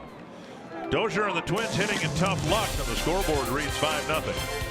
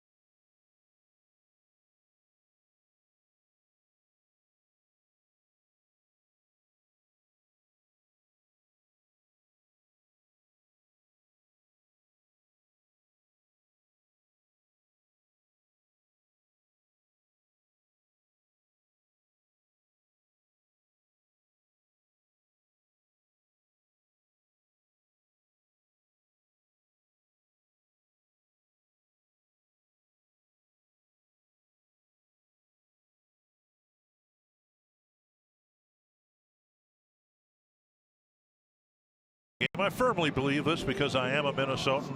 We just deal with this stuff. We live with it in the wintertime. It's cold. So what? Let's play ball. Well, you do during the wintertime, not what. It's unusual in April when you're, getting record low temperatures, but no big deal. Yeah. Get some ice cream. Bring a couple of blankets. I've layered today. I have my union suit, which I've not worn in a long time. You don't even know what that is. No. It's a one-piece long underwear thing, and it's helping me stay warm. Thank you for sharing. Here's Kyle Seager,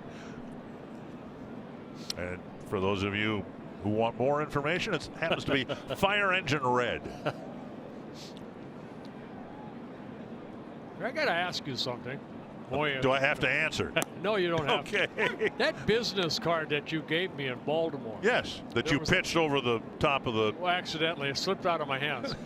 the phone number on there. Yes. Have you checked to see if you have any voice? I used to. I don't. I haven't checked in quite a while. Okay, and that's neglectful on my part. Outside ball one, and it's 1-1. That really stuck in your craw, didn't it? That I have a business card and you don't. Just think what you could put on your business card. Hall of Fame pitcher, longtime broadcaster. What else would you put on your business card? Who would I give it to? As I said at the time, I don't give those things out to everybody. And here I gave one to you, and you just flipped it over like it was slipped. It did not slip. That was. I didn't have any pine tar on my hand. It just slipped out. 2-1 to Seager.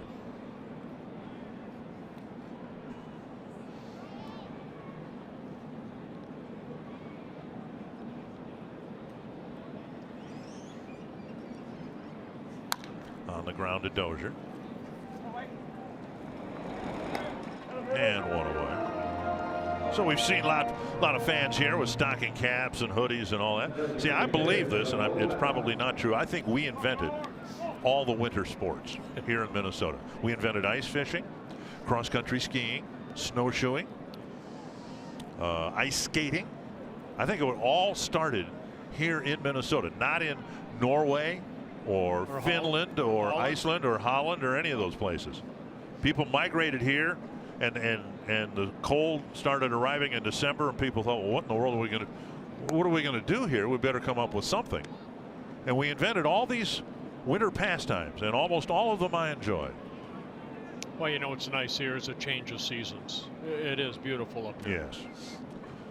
Where do you live now? I live in Florida. You tried it here a few years ago. You tried. I did. Yeah. I did. That didn't work out. No, it's beautiful. It's just that just so happened to be the winter of 1997, and you can check. The month of November, the sun did not come out one time. Growing up in Southern California, and I married a girl from Florida, that didn't go well. Okay. 2-1 to Vogelbach. He struck out twice.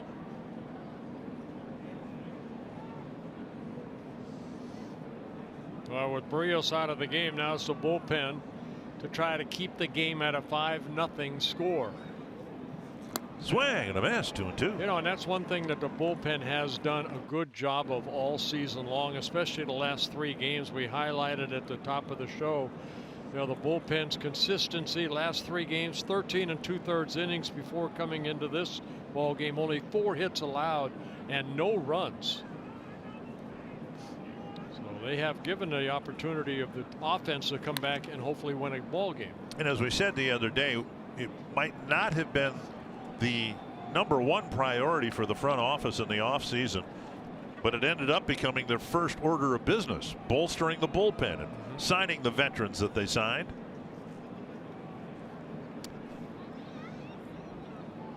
They're all glad that they came here today, heading home with a souvenir. 2-2. And Vogelbach fouls it to the screen.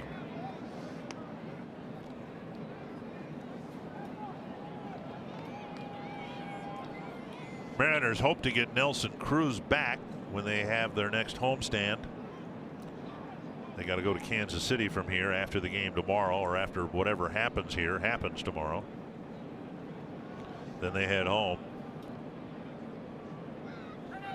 Talking with Scott Service, the manager, today, you get the sense that Cruz might be closer to coming back than Mike Zunino, their catcher. They're backing Zunino off, trying to come back from an oblique injury. I can't imagine coming back from something like that and trying to play in this stuff. It's not going to be appreciably warmer in Kansas City, I don't think. Ooh, just off the outside corner, 3-2.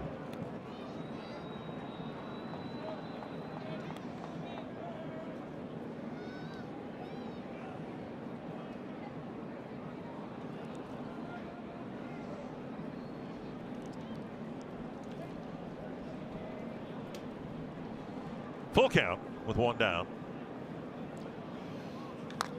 Pounced, foul. And our Sanford Health Injury Report deals with the Mariners. Last year was the pitchers. This year so far it's been the position players, and 3 important ones for them. Yeah, of course, Zunino, the everyday catcher. Nelson Cruz, a home run hitter for them, off to a good start and slipped after a home run and hurt that ankle. Another 3-2. And Moya with a strikeout. And again, he walked the first batter, but then once he got out on the mound, he's been throwing more strikes. Yeah, first strikeout for Moya. Went to the breaking ball on a 3-2 pitch. Great location. Vogelbach swinging through it.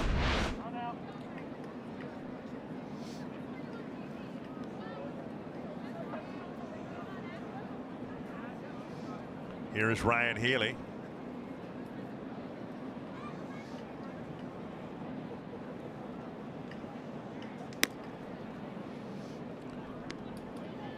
And ball one.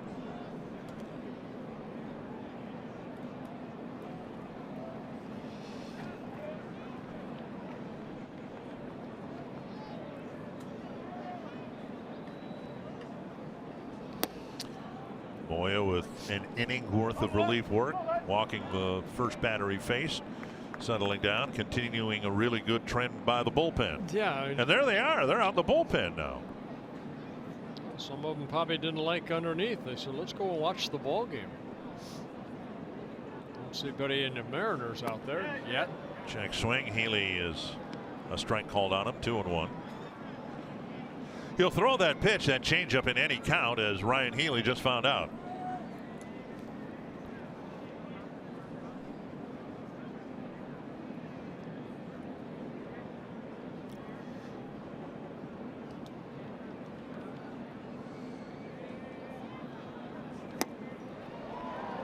And a high fastball gets a swing and a miss.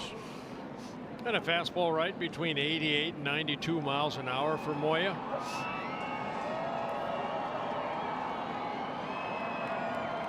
Moya, of course, coming over from the Diamondbacks and John Ryan Murphy trade last year.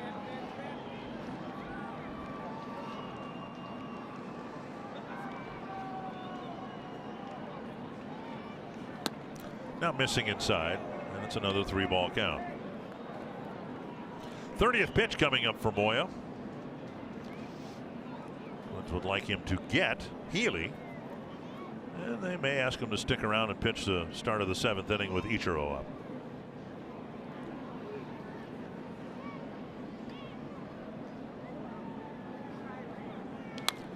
Lunging across the plate, a weak pop-up and foul ground. Mauer with the catch. Good inning for Moya. See if Miguel Sano can start a comeback for the Twins in the bottom of the 6th.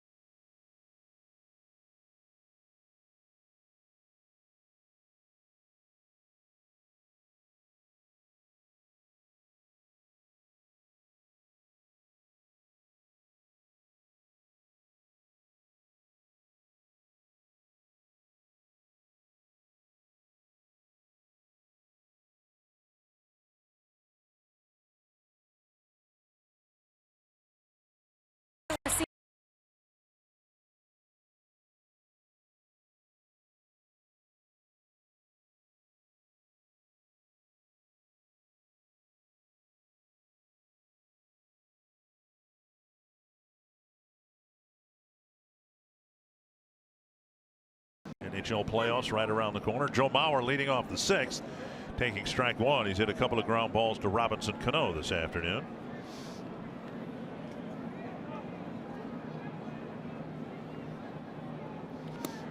And again on the outside corner, 0-2.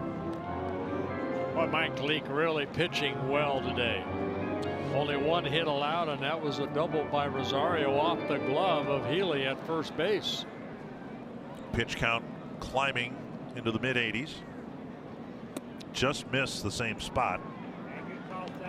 He's got a nice, easy delivery, too. He changes speeds well.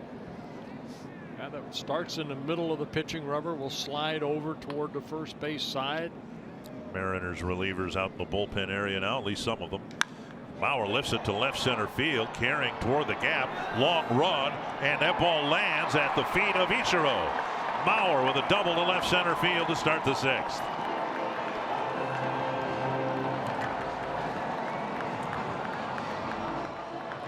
Every ball that Joe has hit hard this year has been hit to left center or left. Oh, he waits so well back, and this right here, the ball looked like it was out over the plate. They wanted to go inside, and Joe just taking it the other way. Of course, they shade him down toward the left field corner, so a long run for Ichiro. He can't catch up to it as it drops in just before the warning track. Gets away from Ichiro, but it's a double the whole way for Joe Mauer. His 3rd double of the year. Second hit for the Twins, both doubles, and now here's Sano. Checks his swing, takes a strike. Sano's drawn a pair of walks, his 3rd and 4th walks of the season.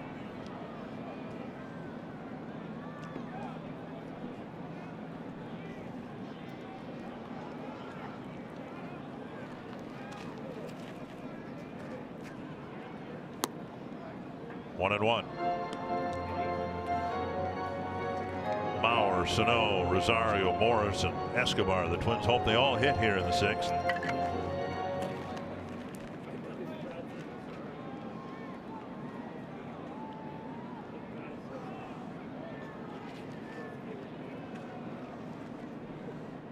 One and one.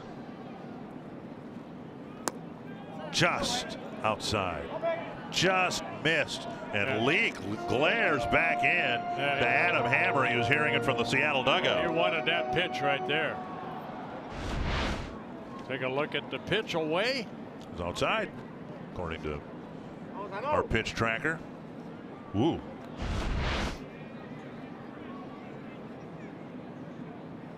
Two and one.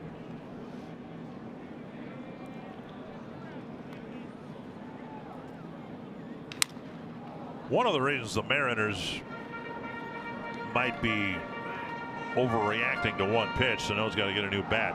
They were upset about the ball game here 2 days ago when it looked like Eddie Rosario was called out on a pitch that was well in the strike zone. It wasn't a marginal pitch at all. And then on the next pitch, Rosario cranked it out, and then Rodney comes in, walks D. Gordon, and you know how much more impactful would that have been if it had been a 1-run game rather than a 2-run game. Right.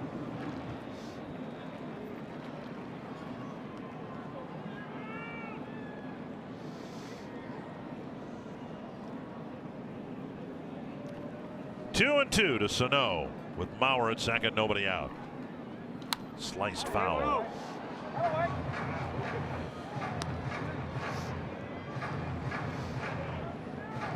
Even that last pitch by Leake, everything was away, and then he, came in with a fastball at 91, 90, somewhere like that. So trying to work both sides of the plate.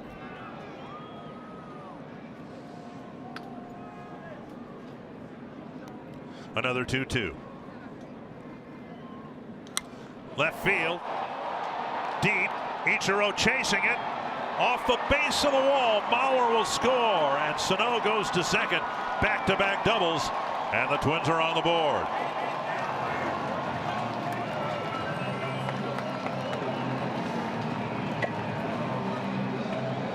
Well, I know it's cold out. It looked like even Sano hit that off the end of his bat. But it's a ball that I thought Ichiro was going to catch. I know 44 years old, but see off the end of the bat. This ball was not going to go out of the ballpark. And Ishiro going back, and he kind of hit a stop on it right there. That allows Joe to score from second. Sano picking up an RBI, his 8th of the year, on his 3rd double. Leak sailing through 5, but now in the 6th, back-to-back doubles. The Twins are on the board, and they force a Seattle pitching change.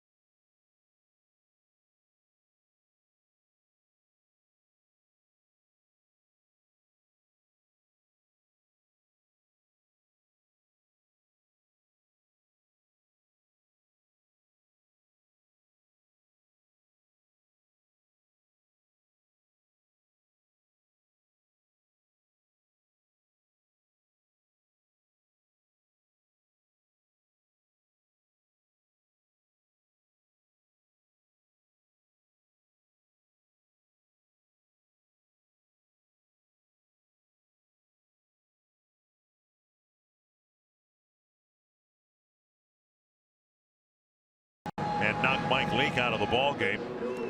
A 5-1 ball game, nobody out. And the Mariners go to veteran Mark Chipczynski, who came into the ball game here on Thursday, walked Joe Mauer and left the ball game. Yeah, and that's kind of Chipczynski's role with the Mariners, has kind of been his role the last couple of years. Come in and face 1 or 2 left-handers, and then that's it. I mean, last year 64 relief appearances, worked only 31 1/3 innings, and 2 left-handers back-to-back, Rosario and Morrison, that he will face here. 3 hits for the Twins, 3 doubles, 2 of them in succession here in the 6th. Rosario has the other one, a first-inning liner off the glove of Ryan Healy in the 1st inning. Fastball and strike 1.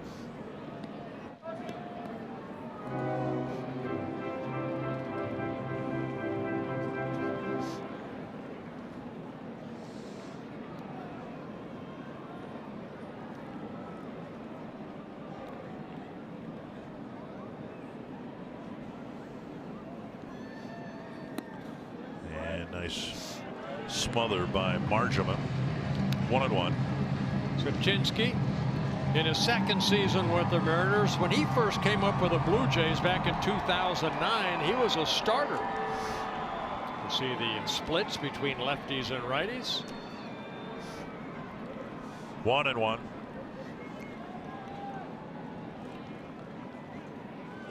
Laced to center field, an absolute rocket. Sano comes around 3rd, and he will score. And Rosario scampers back to the bag, the first baseman, the cutoff man. That ball was scalded, and it's 5-2. 2nd hit for Rosario in the ball game, picking up an RBI, his 2nd. And it's a 5-2 ball game. So fastball that Rosario hit sharply up the middle. Sano scoring from 2nd base. And the Twins have something going here in the bottom of the 6th. All year long, the 6th inning's been a really good inning for the Twins, and they're putting together another big inning here in the 6th. Couple of runs, it can get bigger. And Morrison will bat.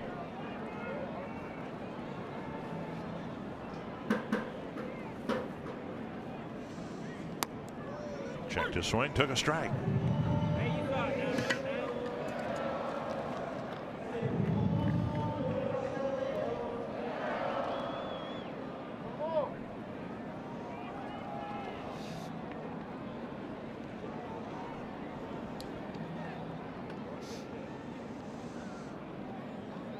Swing and a miss. 2 strikes. Saptinski fastball, slider, occasional changeup. It's the slider right here.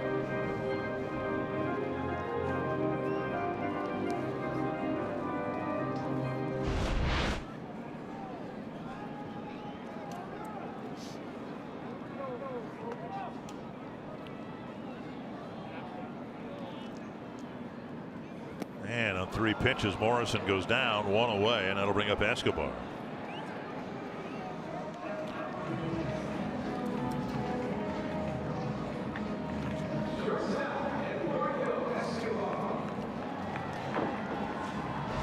Well, it looked like he stayed with that slider. It was down, and Morrison, a strikeout victim. Now Escobar with another lefty, Kepler on deck. Escobar has hit 2 bullets as a left-handed batter, now taking his swings from the other box. Yeah, not a lot of right-handed hitting at bats, only 0 for 2 for Escobar. Way outside, ball 1.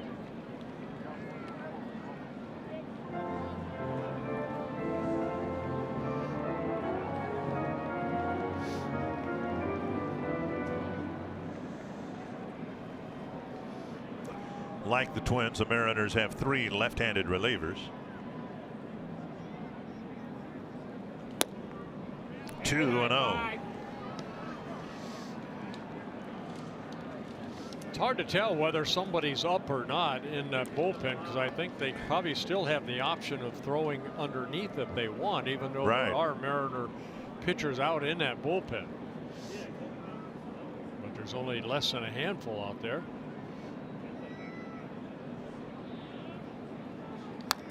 And Escobar swings away on 2-0 and fouls it away.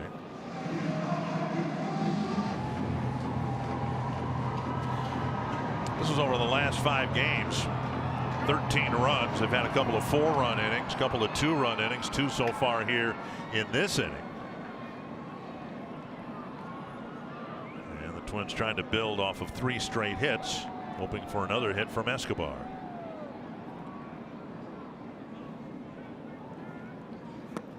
Swing back inside, getting a swing and a miss. Yeah, tough pitch to lay off of right there. Where right-handers try to go underneath that swing of left-handed hitters, lefties like to do that. That's a tough pitch. That's a Steve Carlton type strikeout pitch.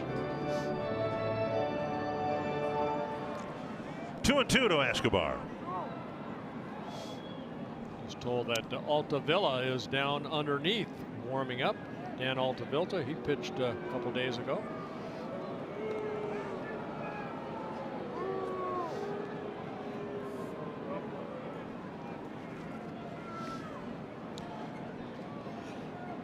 Saptinski got Morrison to strike out.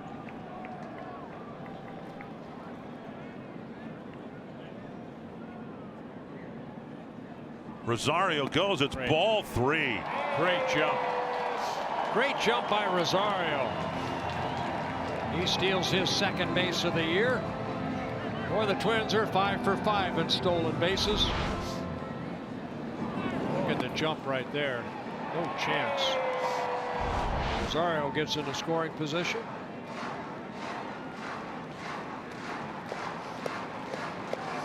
Hoping that Escobar can drive him in. Full count to Escobar.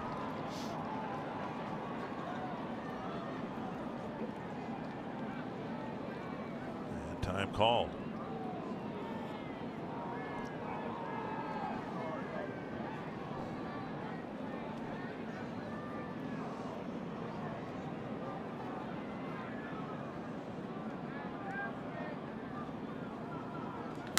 Down the line, foul. A little too much hook off the end of the bat. Yeah, Saptinski left that slider up a little bit too.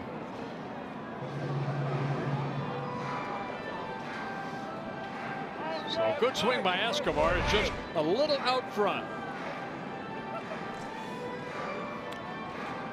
And not as sharp a breaking pitch as the one he saw a few pitches ago that was in off the plate. Yep. And now the Mariners spending a lot of time out in the field with 3 hits, a pitching change. Now a long at bat between Zipchinski and Escobar. Fouled back.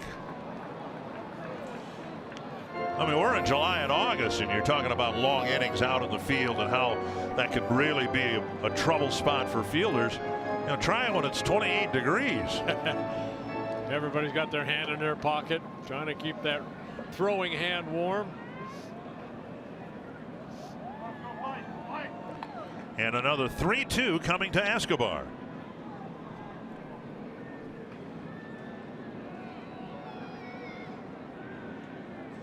And Rosario distracting Zipchinski at least a little bit. Made him step off the rubber because Eddie was inching, shuffling toward third base. Well, he did the same thing at first base, finally took off. So a little cat and mouse game by Rosario.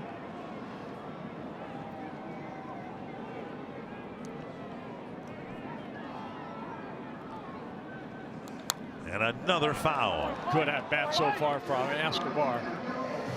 This will be the 15th pitch for Zipchinski. 8 in this at bat. 3 2-strike fouls.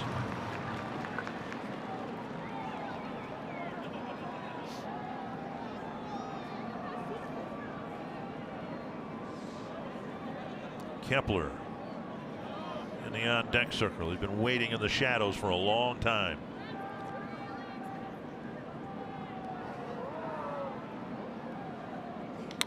Base hit.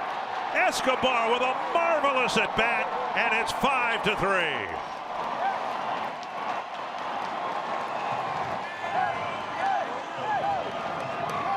Four hits in the inning, and now Kepler comes to the plate. Or will he? Well, you have a 9-pitch at bat. You would like for it to work in your favor, and it did for Eduardo Escobar. Got a pitch up, a breaking ball, and lined it right back toward the middle. And Rosario scores the 3rd run of the inning. So Escobar picking up an RBI, his 6th of the year. Kepler will be lifted for Robbie Grossman, will come off the bench, and that will cause a pitching change. Of course, Grossman, a switch hitter, and Altavilla, who's been warming up behind the Seattle dugout in the batting cage, will come in. And Grossman's got to go back to the dugout to get some heat, but also to get his left-handed batting helmet. Twins get a couple of hits off the veterans.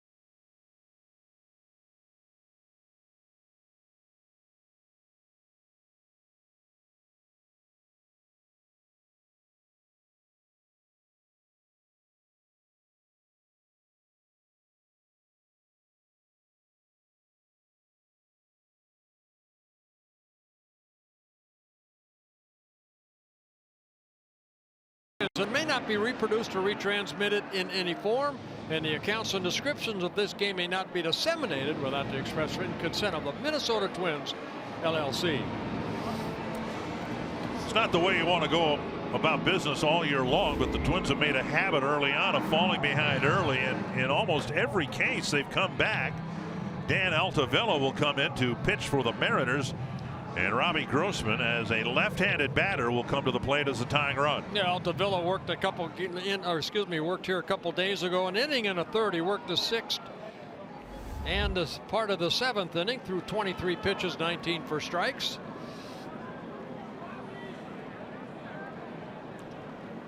Swing and a miss, and this plays just fine into the Twins' hands because the Twins feel Robbie's a much more dangerous bat from the left side of the plate. So the fact that they made a pitching change, I think, suits Paul Molitor just fine. Robbie with 9 home runs last year, 8 of them as a left-handed batter. Well, here a couple days ago we saw a good fastball from Altavilla. Fouled away 0-2. There's another one right there at 94. And he's got the slider and a changeup in his third season with the Mariners. Got ahead of Mitch Garver 0-2, and then gave up the big home run that ended up being the deciding run.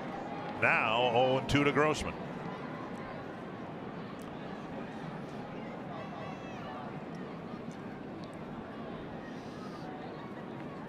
Up high, 1-2.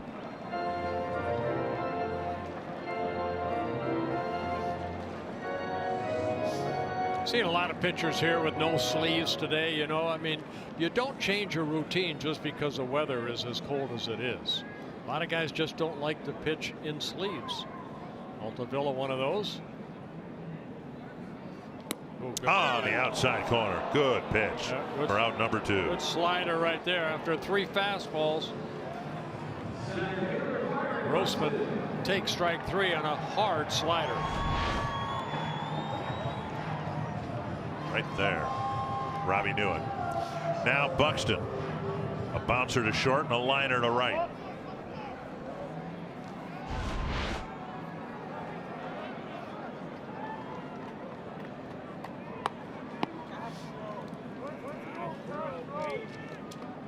Swing and a miss. Breaking ball.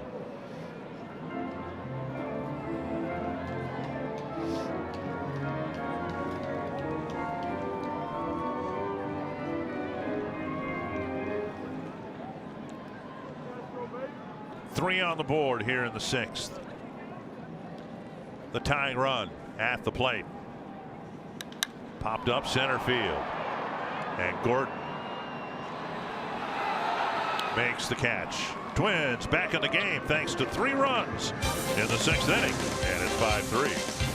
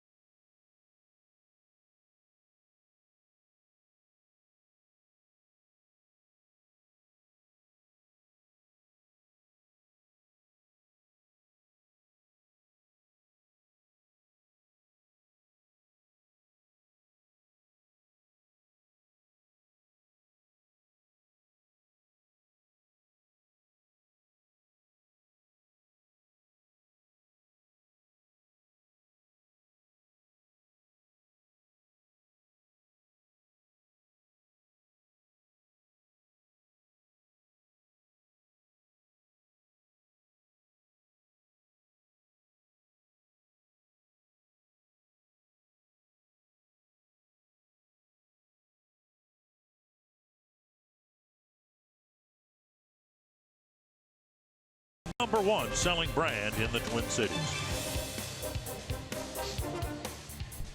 Twins strike again in the 6th inning. Miguel Sano with a double to drive in a run. Eddie Rosario with a single to drive in a run. And Escobar with another single to drive in another one, and now it's 5-3. And Ryan Presley hopefully to get through a quick 7th inning, making his 3rd relief appearance. 2 1/3 innings so far. A couple of hits allowed, a couple of walks, 4 strikeouts. Robbie Grossman stays in the game, taking over in right field for Max Kepler. Ichiro Suzuki, Mike Marjama, and D. Gordon. Up and away, ball 1. Ichiro started the 2-run 5th by slapping a single to left field. Tried to reach on a bunt, and Barrios made a really good play in the 3rd inning to throw him out.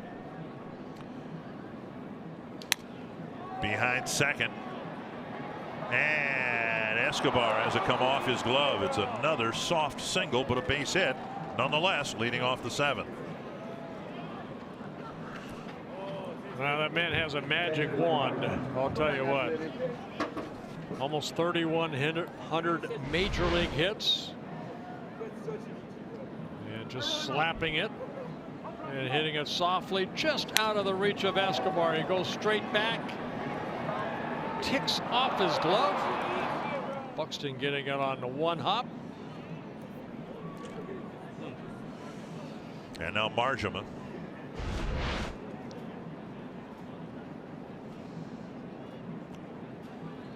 Squaring to bunt. I'm kind of surprised Sano was playing as deep as he was. This would seem to be a sacrifice situation here in the 7th inning. Back in the day, Suzuki would be considered a real threat to steal second base. And now Sano cheats in at 3rd base a little bit. 1-0.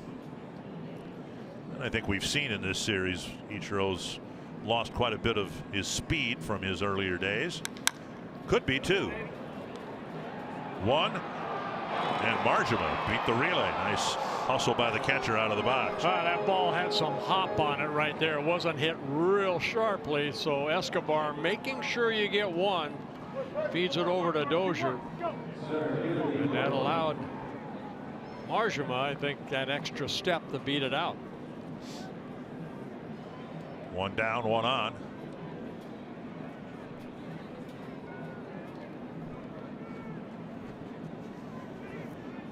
Gordon just softly hit one up the middle through a drawn-in infield to score a couple of runs in the 5th inning, and those 2 runs right now are the difference in the game.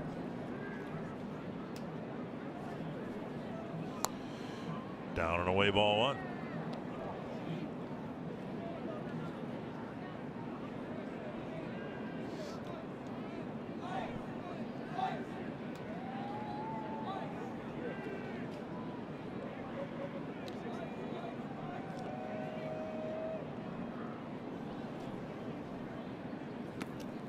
In. He got a swing and a miss. 1-1. Twins are the only team in the American League Central with a winning record at 4-2. White Sox 3-3. They're trailing the Tigers late in the ball game, 5-0 in Chicago.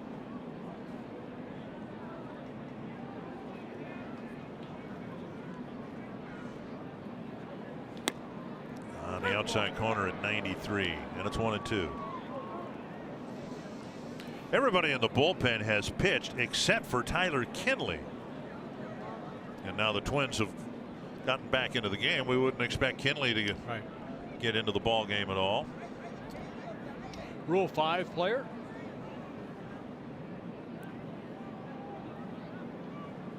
Inside 2-2.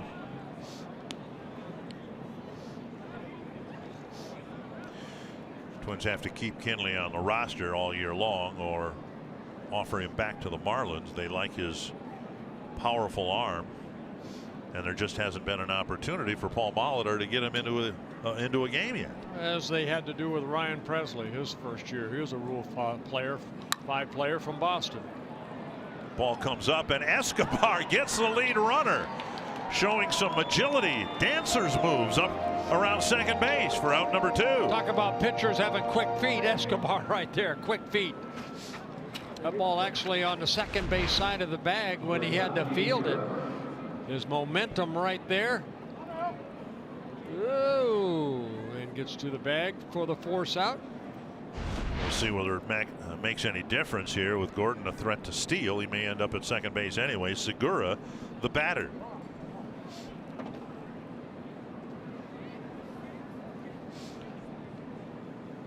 Yay, fastball sailing inside. I think that's maybe not every pitcher's worst fear, but certainly every hitter's, that in this cold weather, pitcher just loses, whether it's for one pitch, that's all it takes, loses control and has a sailing fastball. Yeah, let's hope that doesn't happen. 1-0 and a check of the runner at first.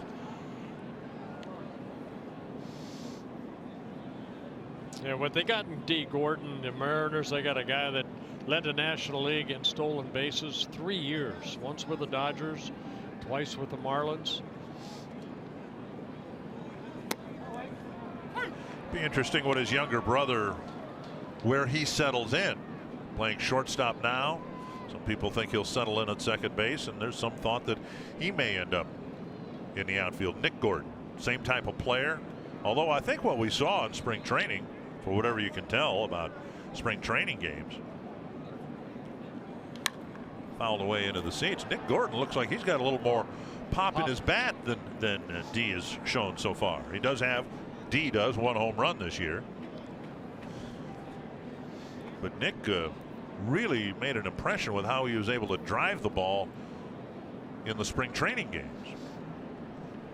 1-2, and another throw, checking Gordon at first. Very athletic family. Of course, their father, Flash Gordon, Tom Gordon, great pitcher for many years. I believe he got about 20 years in as a pitcher. First a starter, then a great relief pitcher. He kind of reinvented himself later in his career. 1-2. There goes Gordon, and the pitch lifted foul.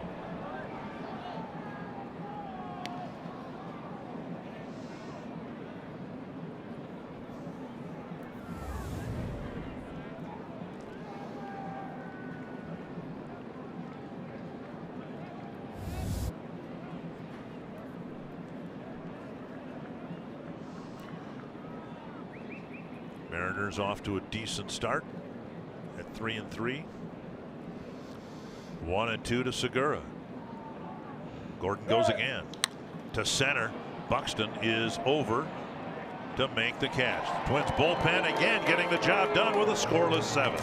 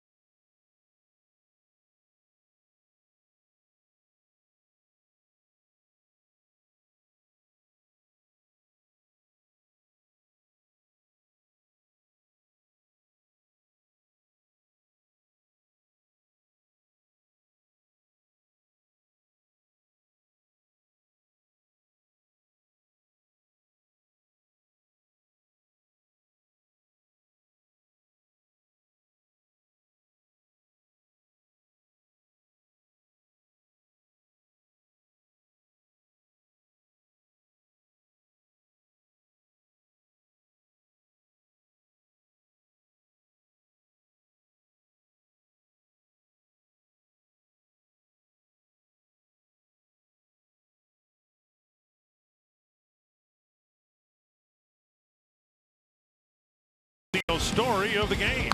Well, Jose Barrios had 12 shutout innings starting the season, but it was a 13th inning, that unlucky 13 that kind of gave the Mariners 3 runs, and Gordon's 2-run single made it a 5-0 lead. But the Twins come fighting back. Miguel Sano, after a Mauer double, scores Joe Mauer from second base on a double. Eddie Rosario drive in Sano with a base hit. And a great 9-pitch at bat by Eduardo Escobar.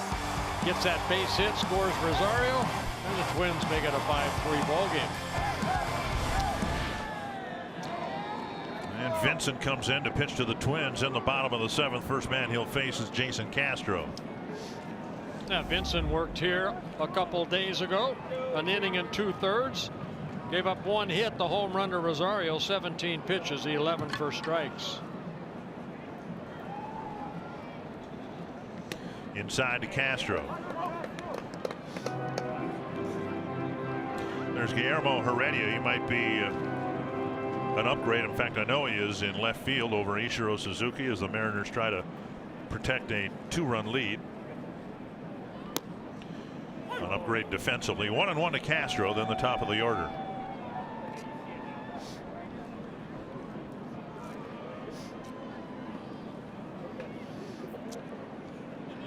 Twins jump back in the game with a 3 spot in the 6th. Now trying to put together a rally again in the 7th. Swing and a miss, and it's 1-2. We saw here a couple days ago from Nick Vincent, fastball, slider, changeup. He's in his 3rd season with the Mariners. Came up with the Padres, spent 4 seasons with them, 2012 to 2015. Zach Duke might get the 8th inning. And Castro strikes out, 1 away. And Vincent, a strikeout pitcher coming into this year. He's averaging about a strikeout per innings pitched. And he gets Castro on strikes. Last pitch brought to you by Carrier. Just a high fastball. Not overpowering fastball, but good spot. Dozier is due a jam shot that would land in the outfield grass. He's made 3 bids for hits and has come up empty-handed in all 3. Fouled back, a strike. A deep fly to center caught by Gordon.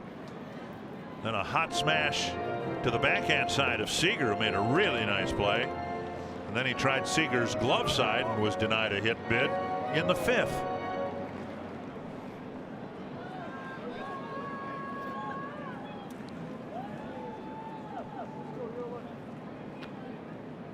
Foul back, and it's quickly 0-2.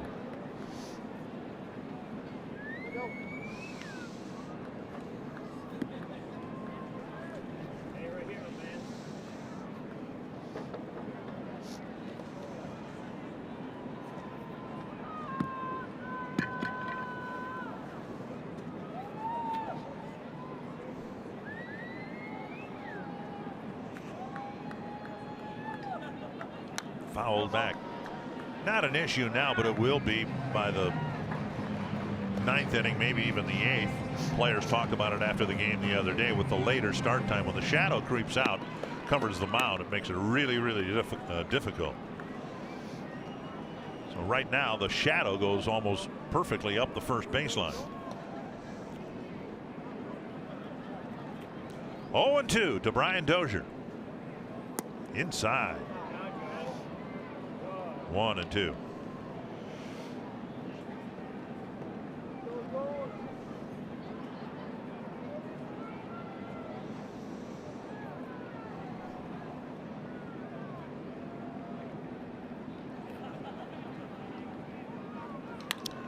And there it is. A soft line drive landing safely into center field, and Dozier finally rewarded with a hit. And that'll get Bauer to the plate. Well, it looked like a slider right there, left up, and Brian, even though it hit it off the end of the bat, hit it softly for that base hit.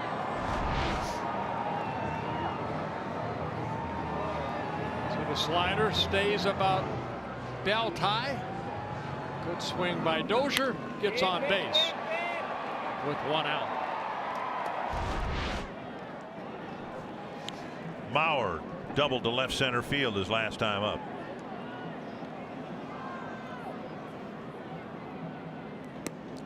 Strike on the outside corner.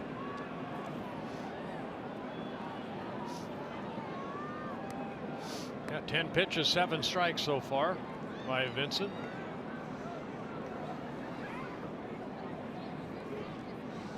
Eight strikes, excuse me. Missing inside. Close pitch, 1-1.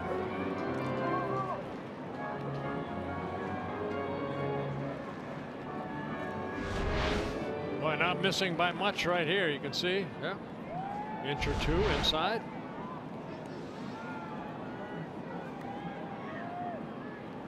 Back inside again. Down the middle of strike. 1-2.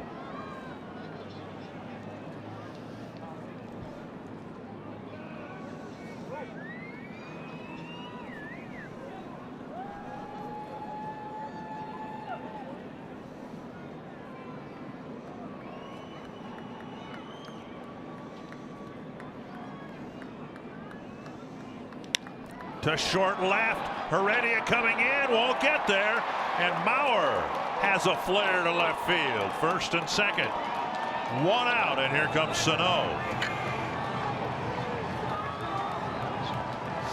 Just informed that right-handed pitcher Juan Nicasio warming up underneath for the Mariners.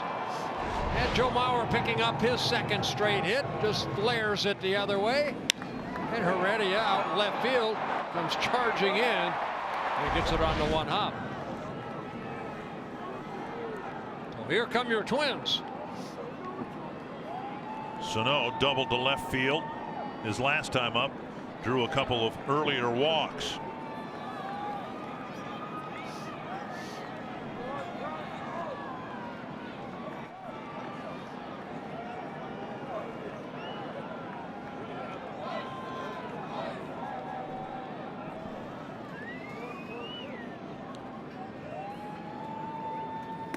Up and in, ball one. One guy that the Mariners were counting on, they acquired him last year too, like they did Mike Leake, and he blew out his elbow late in spring training, was David Phelps, a really good setup guy who might otherwise be used in a situation like this in the 7th or 8th inning, but he won't be available to them at all this year.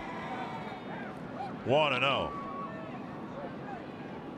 Off the end of the bat, a big swing and a foul.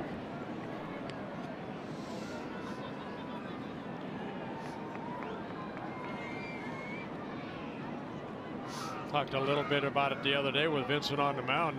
This guy's a strike thrower. Only 13 walks last year in 65 relief innings.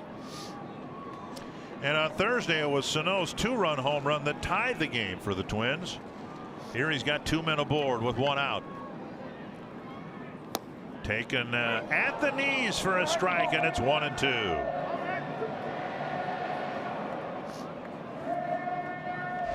Straight over the top fastball.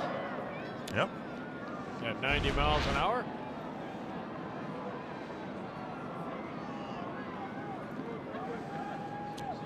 One and two to Miguel Sano. Just missed. Just missed.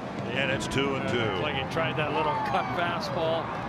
Almost the same spot he just got the previous strike. Tried to backdoor it on the inner part of the plate.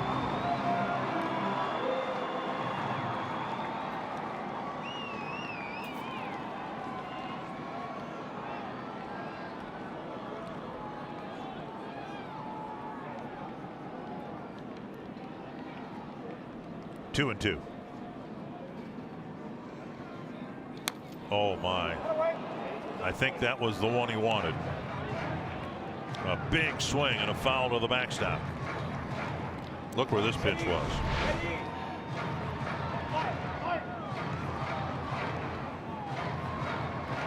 Just got underneath it.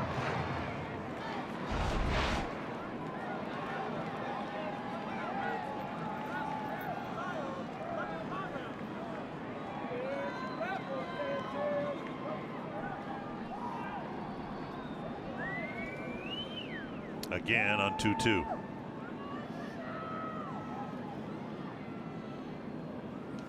Up high, 3-2. Good take right there by Sano. Rosario's on deck. Sano again with the double and 2 earlier walks. And a walk would get the tying run into scoring position.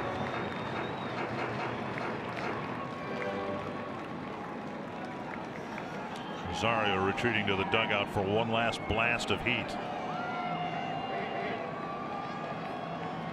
Full count to Sano.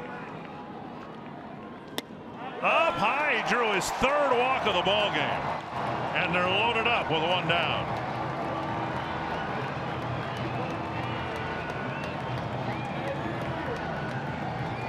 Well, Twins having some very good at-bats over the last couple innings.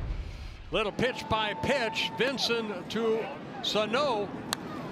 Ooh, yeah, that's a pitch he'd like to have back. And now the count is in Vincent's favor. Misses with that breaking ball inside.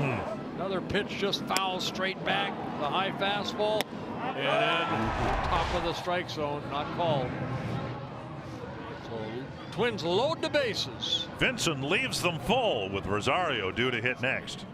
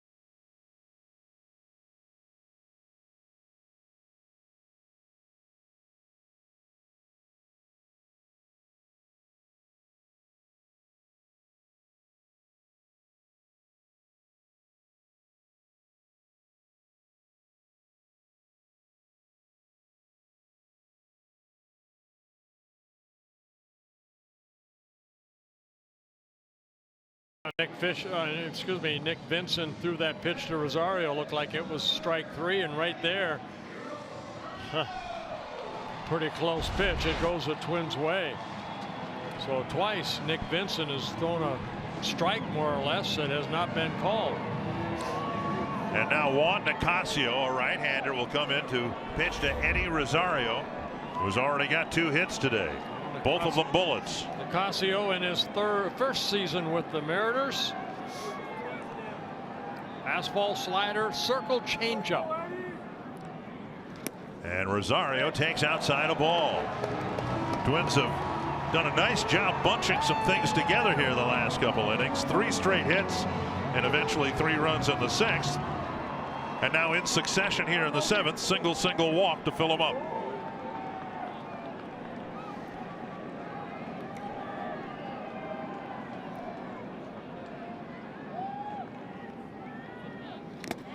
And Eddie tried to hit one out on the plaza, and that got home plate umpire Adam Hammer.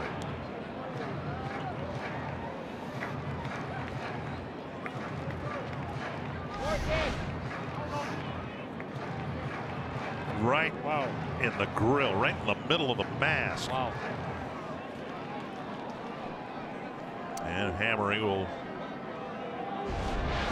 soldier on.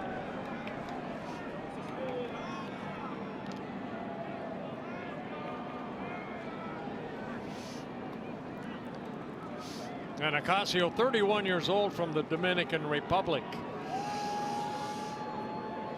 Good numbers for Eddie with bases loaded. Couple grand slams. Fans starting to chant Eddie.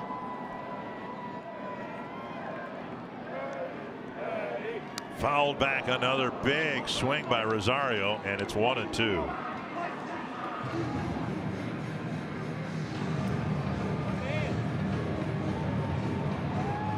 Nicasio signing as a free agent by the Mariners, a 2-year contract.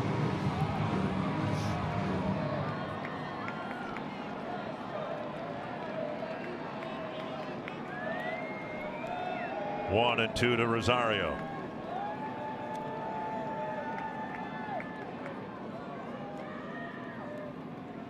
Fouled straight back. Eddie's had 3 really good swings.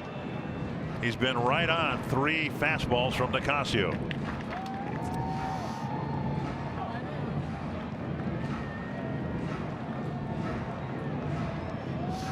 A meeting on the mound. Yeah, not much history with Nicasio and the Minnesota Twins. He came up with Colorado as a starter. Last year pitched for 3 different National League teams, the Pirates, Phillies, and St. Louis. This is his first year in the American League. Seattle's first mound visit.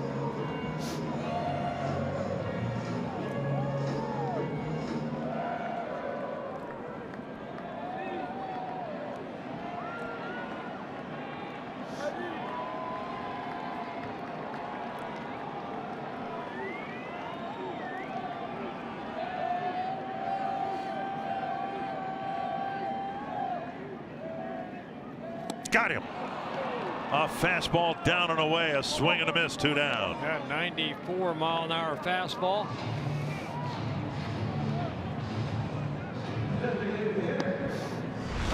So he went right after Eddie Guardado. 4 pitches. Fastball away, had some tail on it. Fastball that went right back into the umpire's mask. Fastball down, and then 5th pitch. A little bit of tail on that fastball. We'll see how many fastballs Logan Morrison gets. 0 for 3 today. A warning track fly ball to right, his first time up. Bases loaded, 2 down.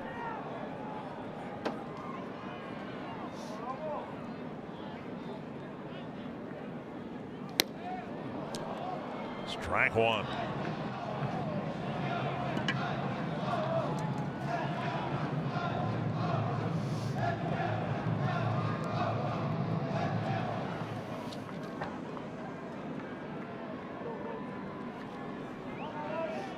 Fastball so far between 90 and 94.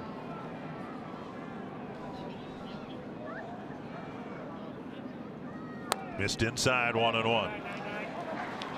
1 hit and 18 at bats for Morrison, and he's got a chance to forget all about the first week of the season and deliver a big hit.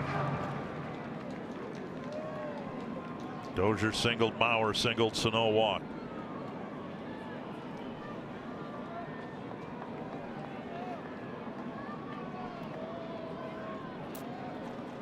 One and 1.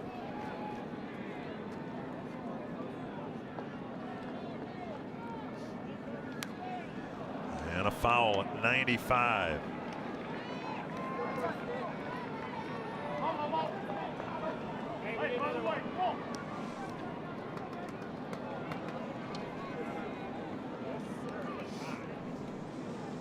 One and 2. Morrison has 1 grand slam in his career. That came last year at this time, April 14th at Fenway Park.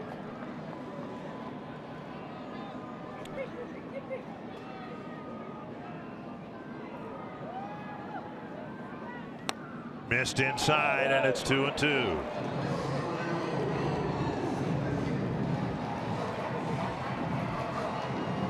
We pretty much at this point should know what's coming. They've all been fastballs, right? Yeah. That one at 94. We've seen 95. I think the one that struck out Rosario was 95.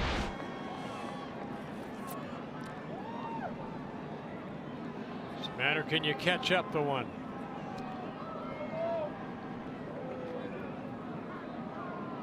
Two and 2 to Morrison. And square it up.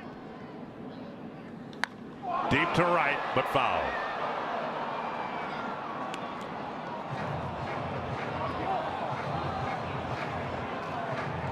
Not even a strike on a 2-2 pitch, but that has to feel good for Morrison to be able to feel the ball on the barrel of the bat. Yeah, he squared that one up right there just a little bit early.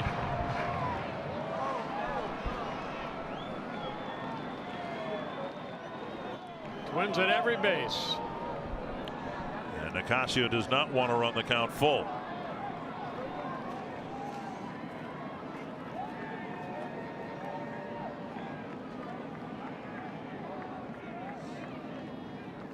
Taken low, and it's a full count. Everybody will leave early. Escobar on deck.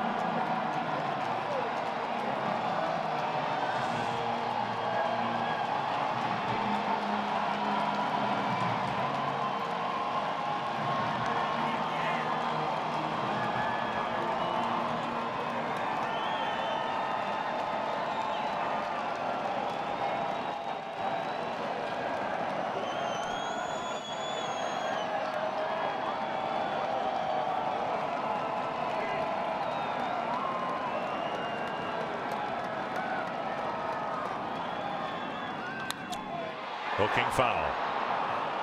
And again, Morrison found the barrel of his bat.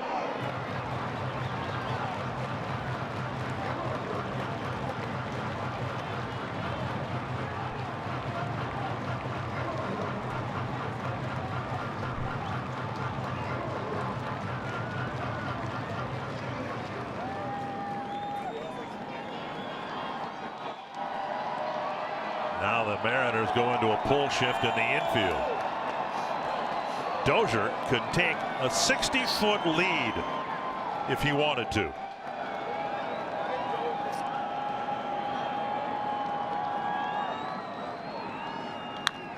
Down the left field line. There's nobody on that side of the field. Finds the ground. And making the play is Seager, who was playing where a shortstop would play. And the Twins leave.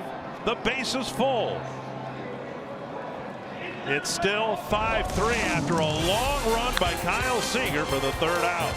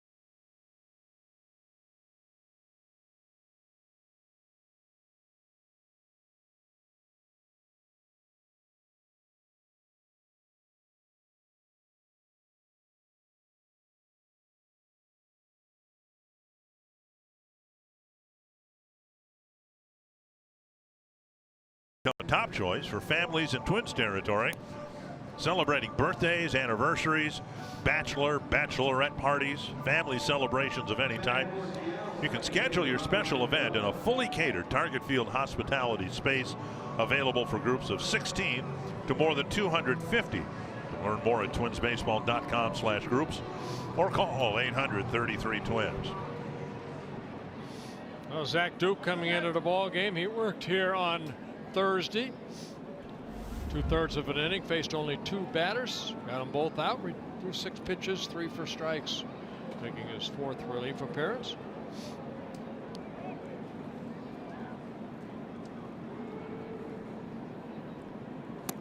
And a first pitch strike to the first batter here in the 8th inning, Robinson Cano.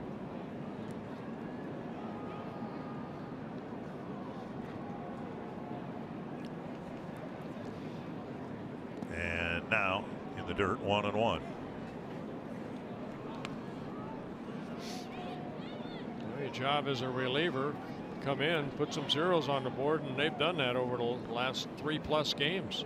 And that's the numbers accumulated since the 2nd game of the season, Saturday in Baltimore. Rios threw his complete game, and the bullpen has been lights out ever since.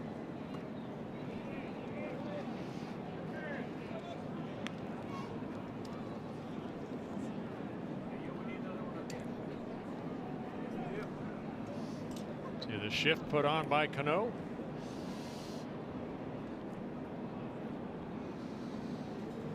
Two and one.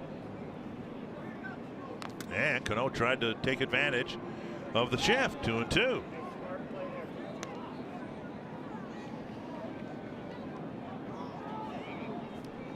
Twins will employ a shift but switch infielders. Sano swinging to the right side and Escobar moving to the left side.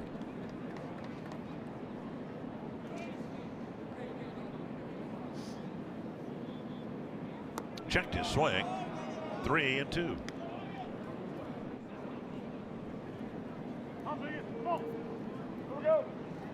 In a short period of time in the offseason, the Twins signed Duke, Rodney, and then Addison Reed. All the while professing that their greatest need was starting pitching. And Cano takes a close pitch for ball 4. And then the Twins addressed that, as it turned out, after spring training started.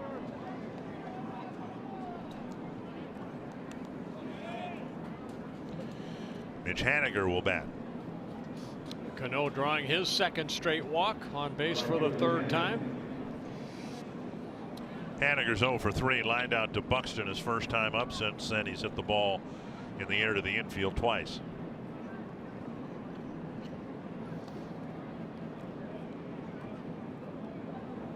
So many batters now wear that C flap, the extension from the ear flap down covering the jaw area. So many players are wearing that now, it's almost more noticeable when someone doesn't. See, Cano's got it on.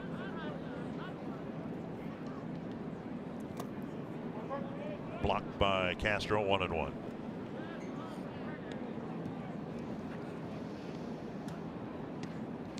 And it's an addition to the batting helmet, something that you can see has to be screwed on. And in short order, very soon, the manufacturers will have that built in to the helmet. It's become so popular. That's a nice safety feature. Liner to left and a base hit. Cano will go to second, and Duke will have to pitch out of this situation here with runners at first and second and nobody out. Haniger picking up his first hit. Looks like he went down and lined a pitch in the left field.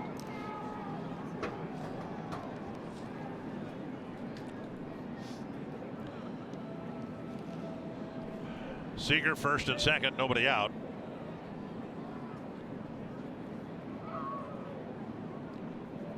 And Seager does not have the extra protection on the helmet.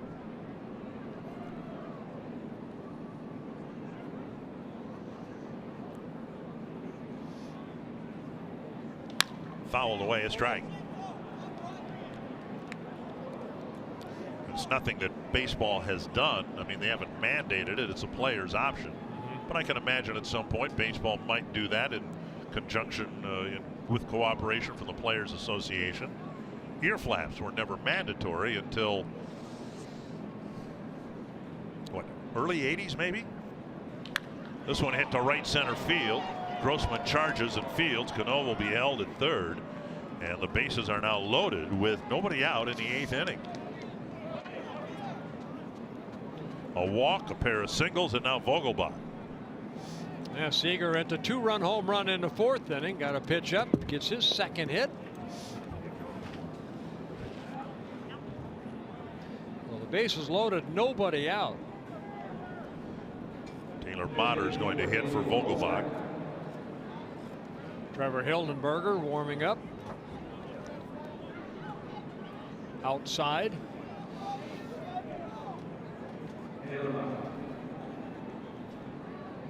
Bases loaded, nobody out. Infield in now for Motter.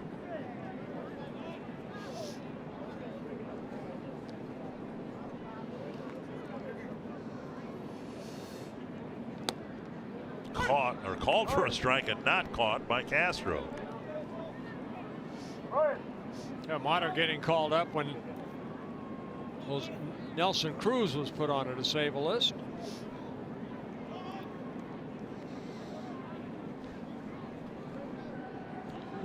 Congratulations to Kyle Seager. He's got 1,000 big league hits after that single here in the Eighth inning. Infield in and swung to the pull side for Matter. A little bit low, 1-1. No, that you see this very often with the infield in a shift. Puts an awful lot of pressure on the first baseman. His range is shortened because of the positioning. Bauer, the only infielder on the right side, on the edge of the grass. And now 2-1.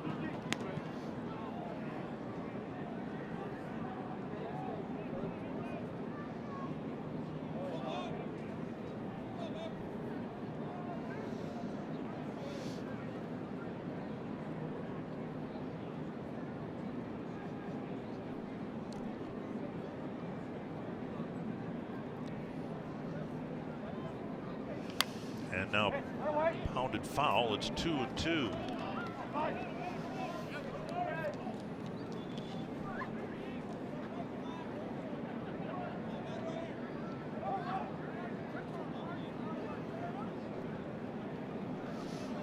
Twins left the bases loaded in the bottom of the seventh. Now Duke, the different challenge. The bases are loaded, nobody out. They're trying to get a ground ball right here. Maybe a strikeout. How about that? Bent a breaking ball over the outside corner, and there's the first out. Yeah, Duke dropping down a little bit right here. And throwing that breaking ball. That clips that corner down and away. So a big strikeout for Zach Duke. And now Ryan Healy will bat, but it looks like the Twins are going to go to Trevor Hildenberger. One out, and Duke leaves. And the Twins trying to keep this a 5-3 ball game.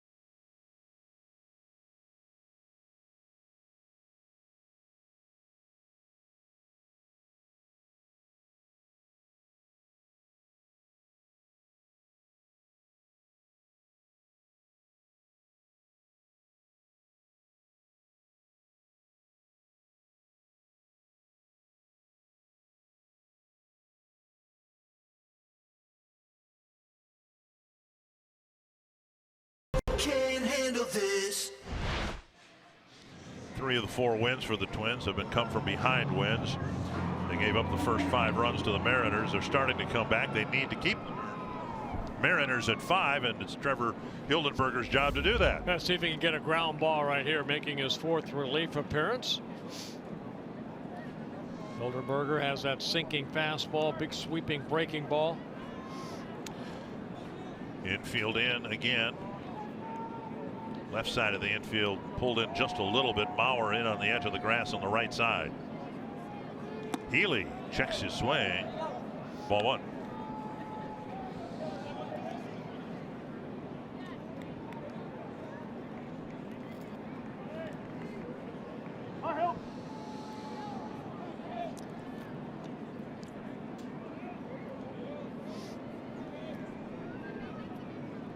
One and 0.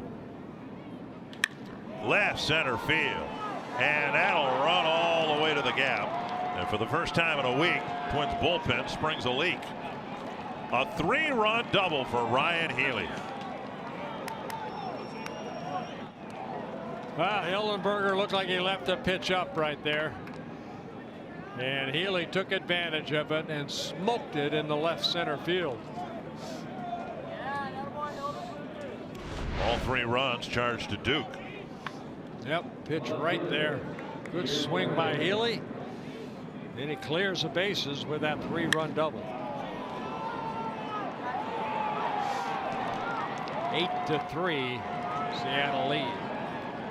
The Mariners, who didn't get anything in the way of a key hit with men on base on Thursday, have gotten a cluster of them here today, including a big 3-run double off the bat of Ryan Healy. And for Healy, his first double of the year.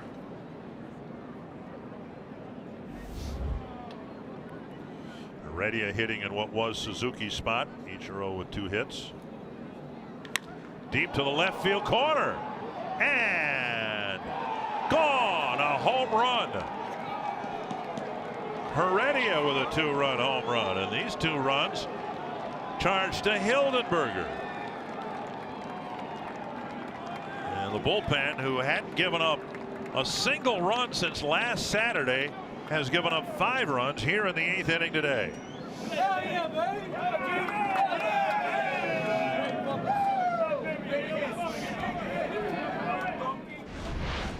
Well, Heredia jumped all over this pitch, lined it into that left field corner.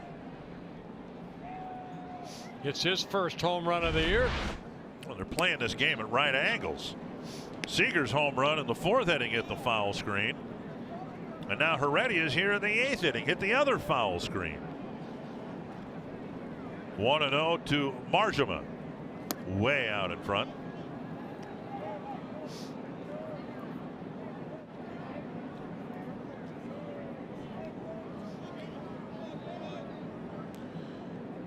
Duke came in, walked Cano to start the inning, then single, strikeout, double home run, and the Mariners have put a 10 spot up.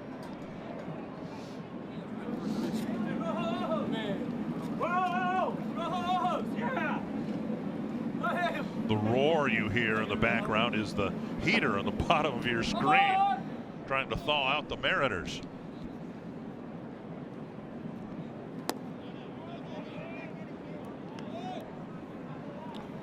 That's what we need up here.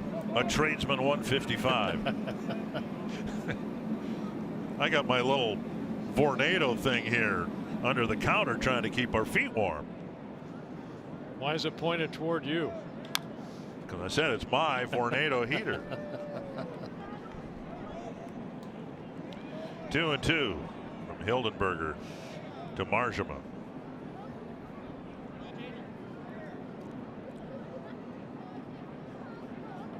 Twins had their chance in the bottom of the 7th. Couldn't get a hit when they needed it. And now, wouldn't you know it, the Mariners have busted it open with 5 here in the 8th. I think that's strike 3. Marjama on a check swing is called out. Castro to Mauer, 2 away.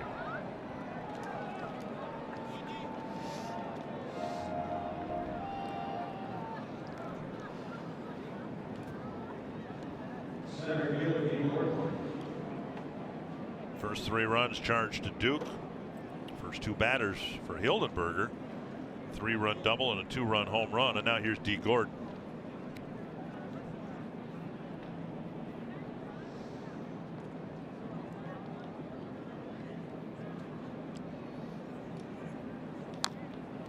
Chop foul. Strike 1.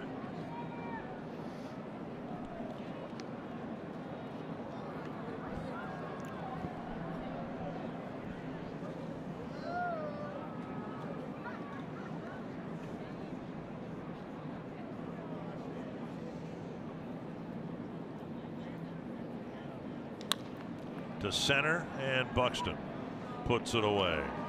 Long time ago, somebody decided to play this game at a 90-degree angle, and the Mariners have perfected it here today. In the 4th inning, Kyle Seager off the right field foul screen, and then in the 8th, Heredia does the same thing the other way.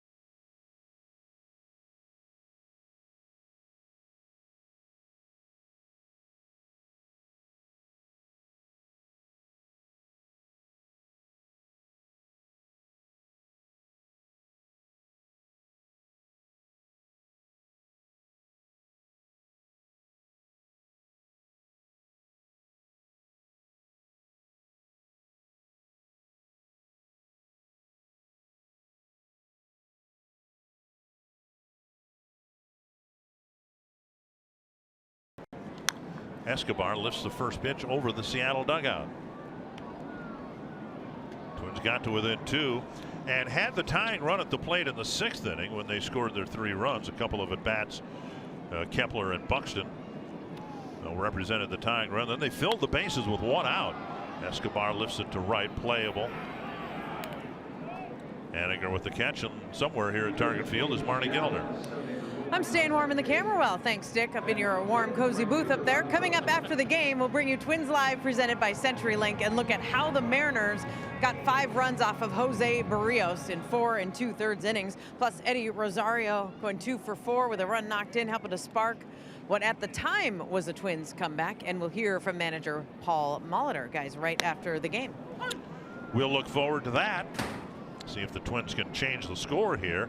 Grossman entered the game in the 6th inning. It was Grossman who struck out looking when he represented the tying run, pinch hitting for Kepler. And then Buxton hit a fly ball, and the threat to tie the game at least was put aside.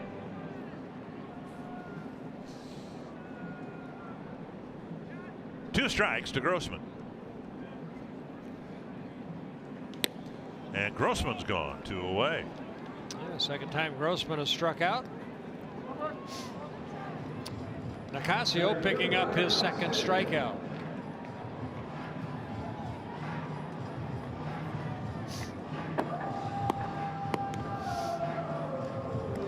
Andrew Romine's in the game, playing for Cano. Guessing he'll probably play a different position in the bottom of the 9th, given his history here. Here is Buxton, 0 for 3, has put the ball in play 3 times, once hit hard. Outside, ball 1.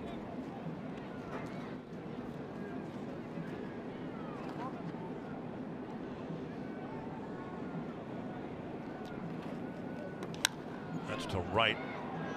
And coming in is Haniger, and it's a quick 1-2-3, bottom of the 8th.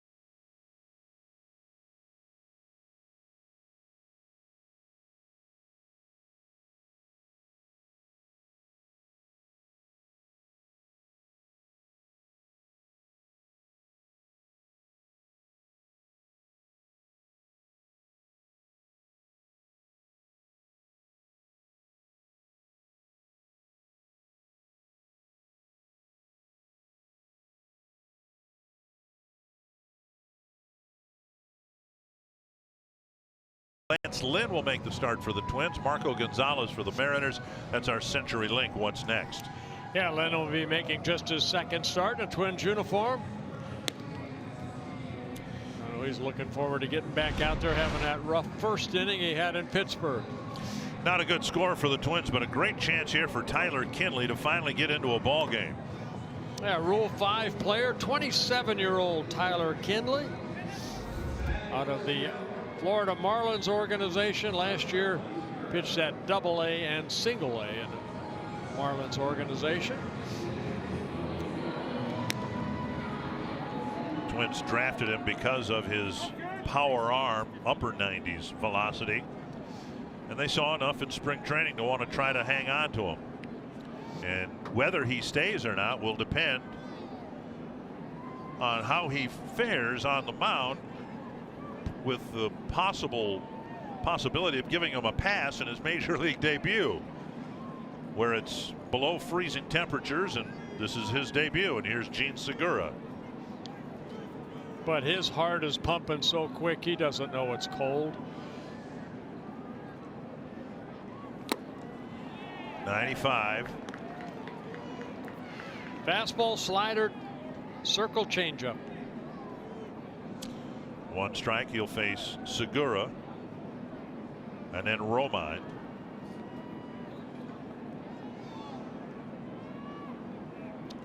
It's been more than a week and a half since he pitched, and now he's reached back for 96, and there's another tick or two above that as well.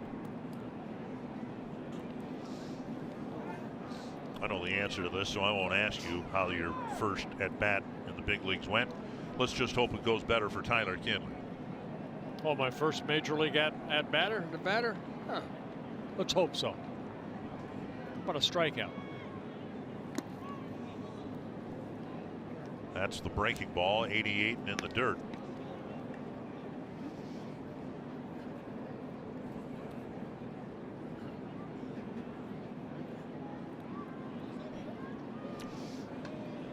Marvin Alston, pitching coach, looking on. Under the glove of Escobar, and Segura has a base hit, and he'll try to make it a double. Rosario flings it into center field. It's closer to Buxton than the second base bag. Tried to underhand his throw, and the ball ended up staying in the outfield grass, so it'll be a double for Segura, and then an error should be charged to the left fielder. Well, good effort by Escobar to try to knock this ball down. It's the second time the ball has ticked off his glove. Suzuki got a base hit off the tip of his glove. Rosario comes in. He's got to know it's a double right here. No reason to throw the way he did right here. Try to underarm, flip back, and ended up toward closer to Buxton than it did second base. And now Romine takes down an in ball one. So Kinley, without getting that first batter, now has a runner at third, thanks to the double and the error, and nobody out. And Andrew Romine, the batter.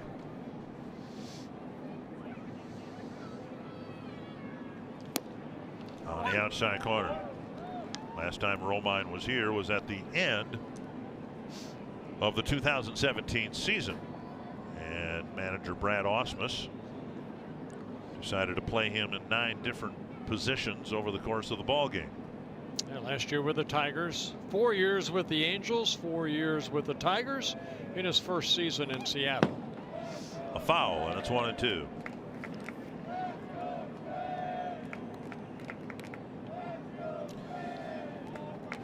The shadow has crept out. It's just about cutting the mound in half right now. I would imagine by the time Kinley, who's 6'4", makes his stride, and his point of release is probably in the darkness of the shadow right now. 1-2. 2-2. Professionally, Kinley's average more than a strikeout per inning pitched. But again, this is his first major league game.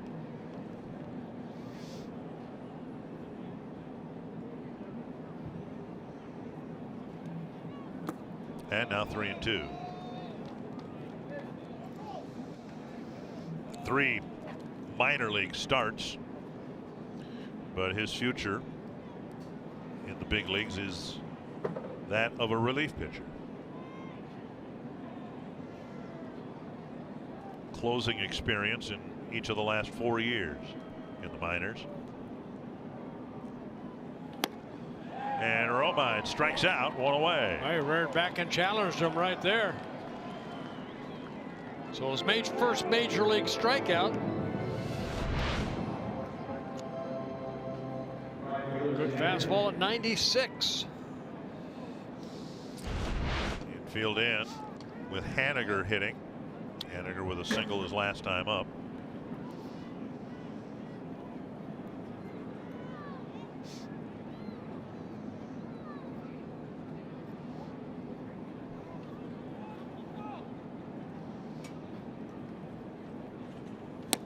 swing and a miss.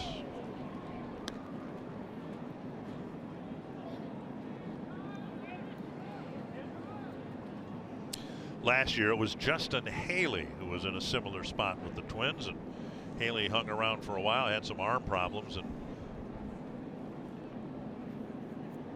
didn't contribute much to the Twins last year. Swing and a miss. 0-2. Two good fastballs. It's not a free look at a player, but it's a very inexpensive look at a player. You can draft someone out of another team's organization for $50,000, and if you return them, you have to offer him back for $25,000.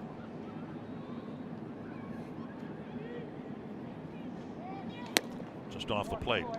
Now, in this baseball economy, that's peanuts. To look at a player, get a good look at him, in this case through spring training, and maybe hang on to him for a while, and if he can somehow get out of this jam, that'll be a big step forward for him, one would think. Let's hope he can. 1-2 to Haniger. Nice block by Castro. 2-2. Yeah, 3 straight fastballs, and he tried the hard slider. Castro keeping it in front of him.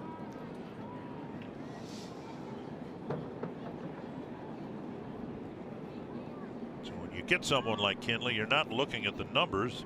His minor league numbers were okay, but nothing spectacular. But you look at the peripheral numbers, the spin rate, things like that. Size, power. 1-2.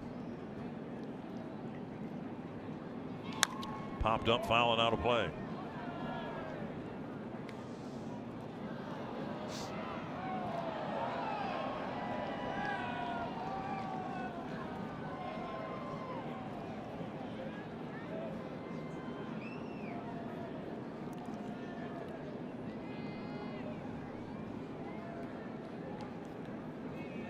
One and two again.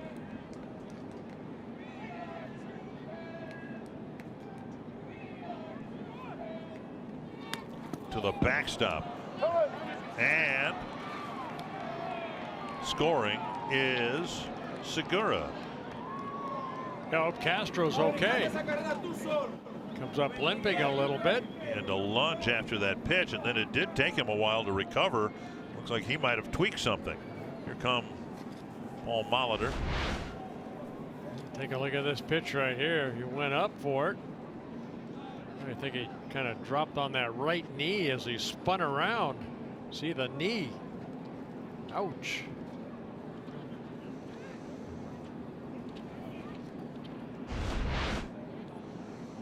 Yeah, see if he's okay getting back into that squat position. Masamichi Abe, assistant trainer for the Twins, coming out with Paul Molitor. That'd be a wild pitch charged to Kinley. Scoring Segura. It's the 11-3 ball game.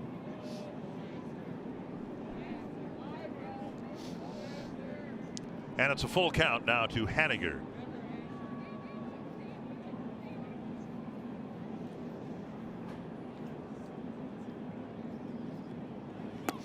And now a walk.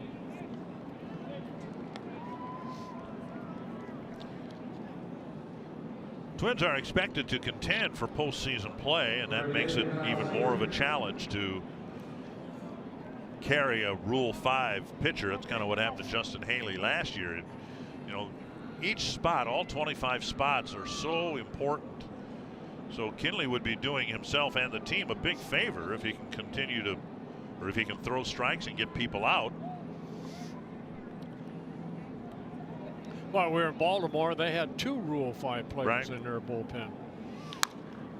Mauer juggles it, but he will go to the bag with Kinley not covering. Yeah, Kinley, a mistake right there. Got to get over. I know he feels bad right there, not doing what he needed to do. Mauer knocking that ball down and got away from him, and alertly Joe Mauer got the out at first base. So ground ball, Joe getting it on that short hop and expecting the pitcher to be there, but Joe ends up beating Sager to the bag.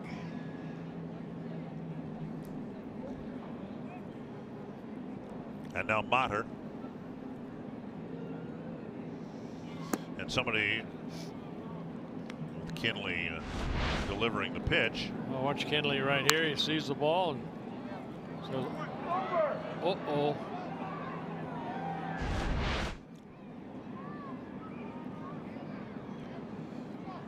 And things like that noticed in the dugout too, to be sure. 1-0.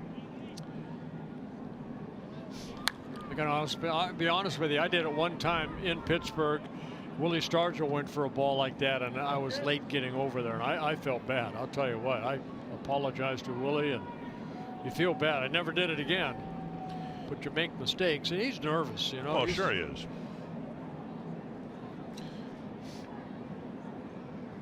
One and one to Motter.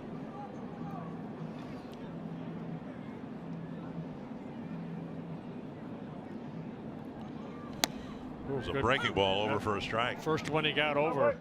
Good tight break on that slider. If he gets Motter, then the official scorer, and I believe it's Greg Wong today, he's going to have to determine whether it's an earned run or an unearned run. 1-2 to Motter.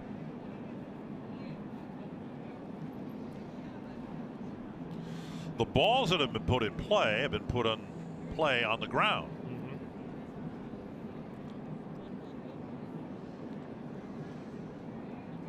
One found a hole under Escobar's glove, rolling into left field for a double, and then the other one hit on a couple of hops to Mauer. There's a breaking ball and a good finish to the inning for Tyler Kinley, but the Mariners had one more run.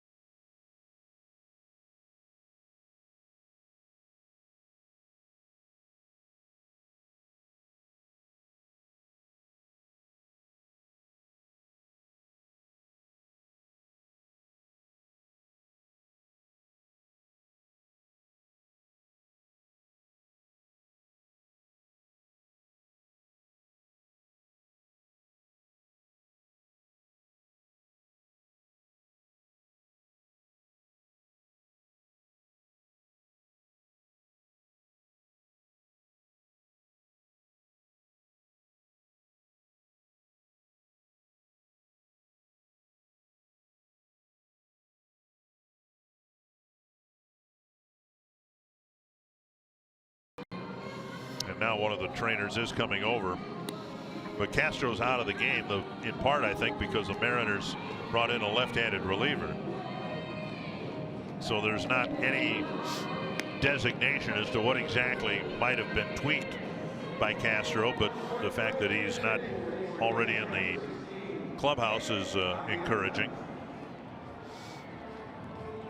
And he is flexing now his right knee. At any rate, James Pazos coming into the game for the Mariners. Pazos in his second season with the Mariners, came up with the Yankees back in 2015. And A-Ray Adrianza will hit in what was Castro's spot. And then Dozier, and then Mauer.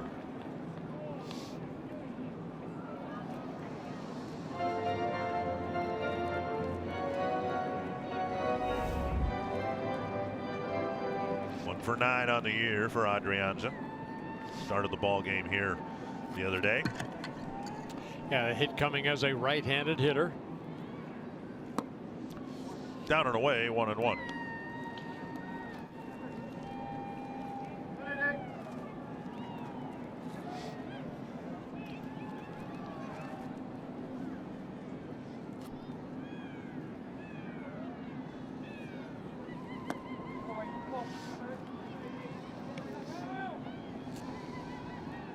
Boswell's just 26 years old.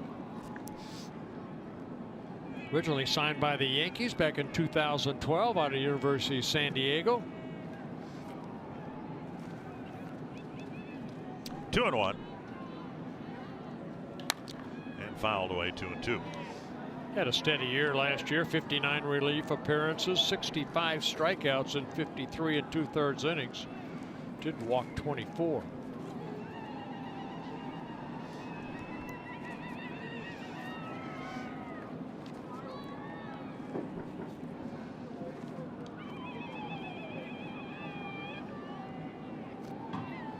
And another foul off the bat of Adrianza.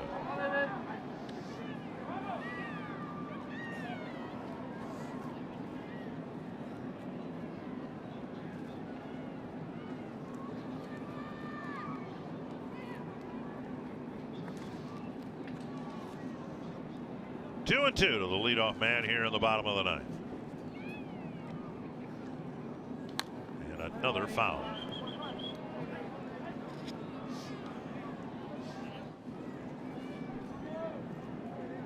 Wade LeBlanc, the other lefty in the Seattle bullpen. We haven't seen him yet.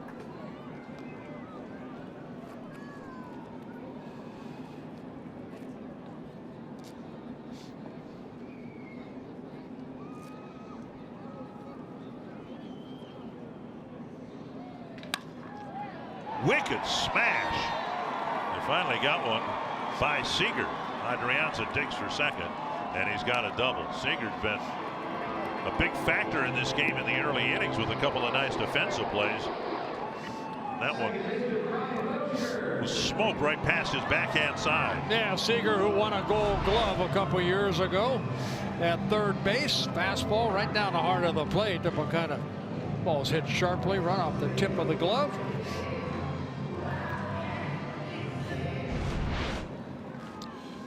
We've talked about how difficult it is to hit under these conditions with the shadow, and I wonder if it's not infinitely more difficult if you're an infielder looking into the shadows trying to pick up the ball off the bat. I mean, you can tell from our center field camera as we look in, it's pretty dark in there to see in there. 1-0 to Dozier. Ryan Lamar's in the on deck circle.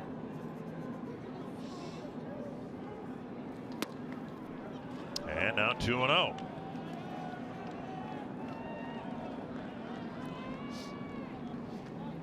The play that he made on Dozier in the third inning, that was a tougher play than the one he didn't make just now.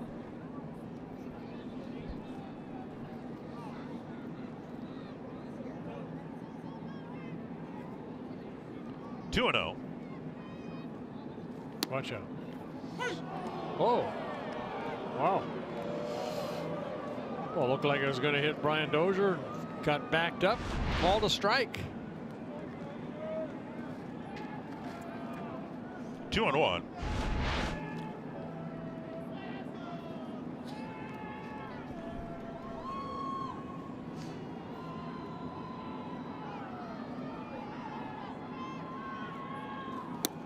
There's another one. That one looked like it was in the strike zone. Yes. 2-2.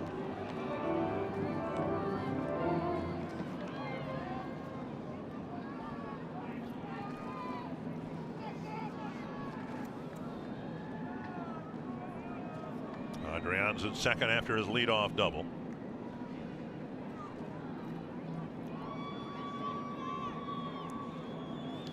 Fouled away.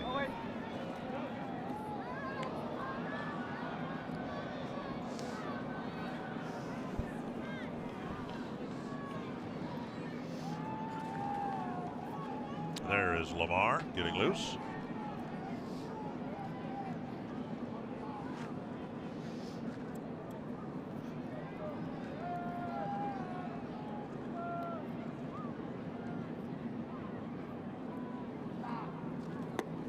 to swing 3-2.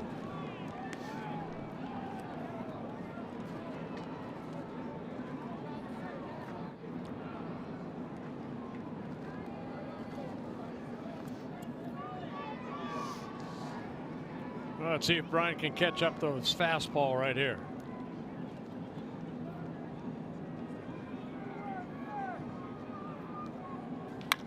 Ouch, jam shot. Ouch. And Dozier is retired. On the play, Adrianza moves to third. Yeah, fastball got in on Brian. And Dozier making sure he's got 2 thumbs left.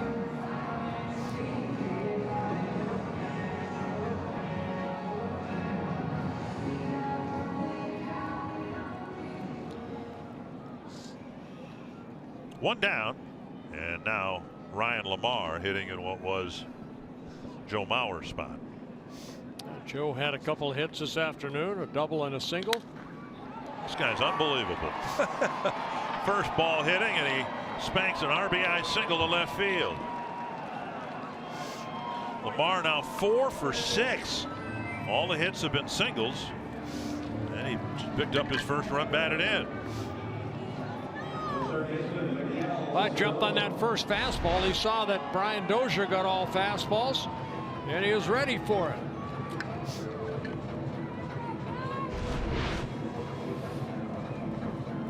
I'm just wondering if that's his first major league run batted in. Yeah, his first major league run batted in.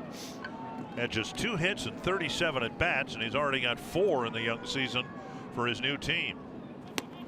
Sano uncoils. And a good day at the plate for Sano with 3 walks, an RBI double, and a run scored.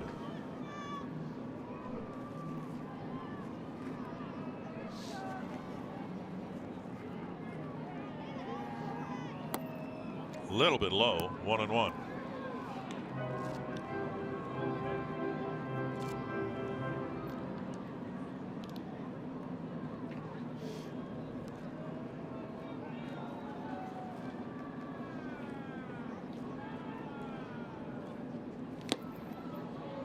Big swing and a miss, 1-2.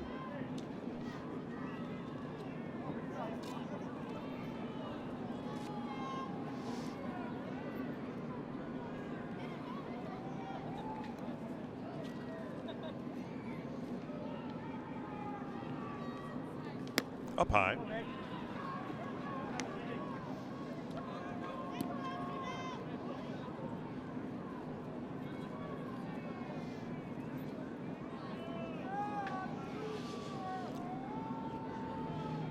On base percentage now .419 on the season after the 4 successful plate appearances, and now his first strikeout of the day. 2 down. Pazzo's picking up his first strikeout. Paid attendance today, 18,416. And I don't know how many of them actually showed up, but kudos to those who did. Yep, they kind of started, behind home plate, and now they're all toward right field, left field where the sun is. Mitch Garver hitting in Rosario's spot, and he had gone 2 for 4. There's ball 1. Scheduled 1 o'clock start time tomorrow. We hope to be on the air with you again tomorrow.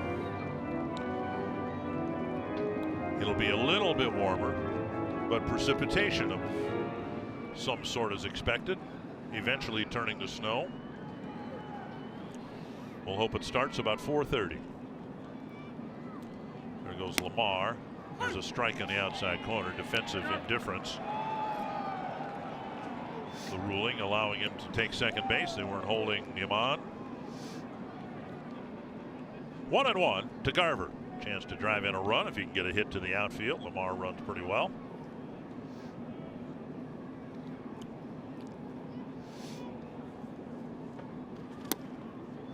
And a strike called, 1-2. Garver hitting his first major league home run in yesterday's ball game.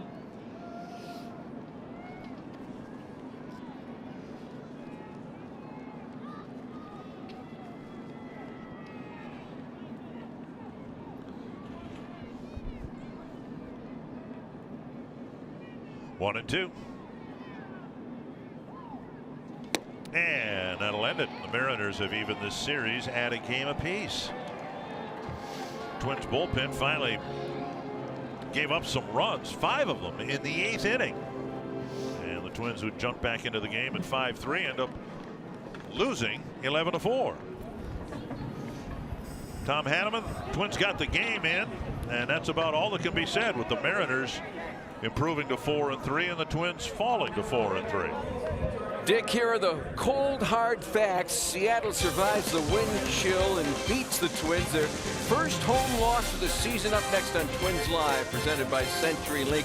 We'll break it all down, hear from Paul Molitor, and look ahead to tomorrow.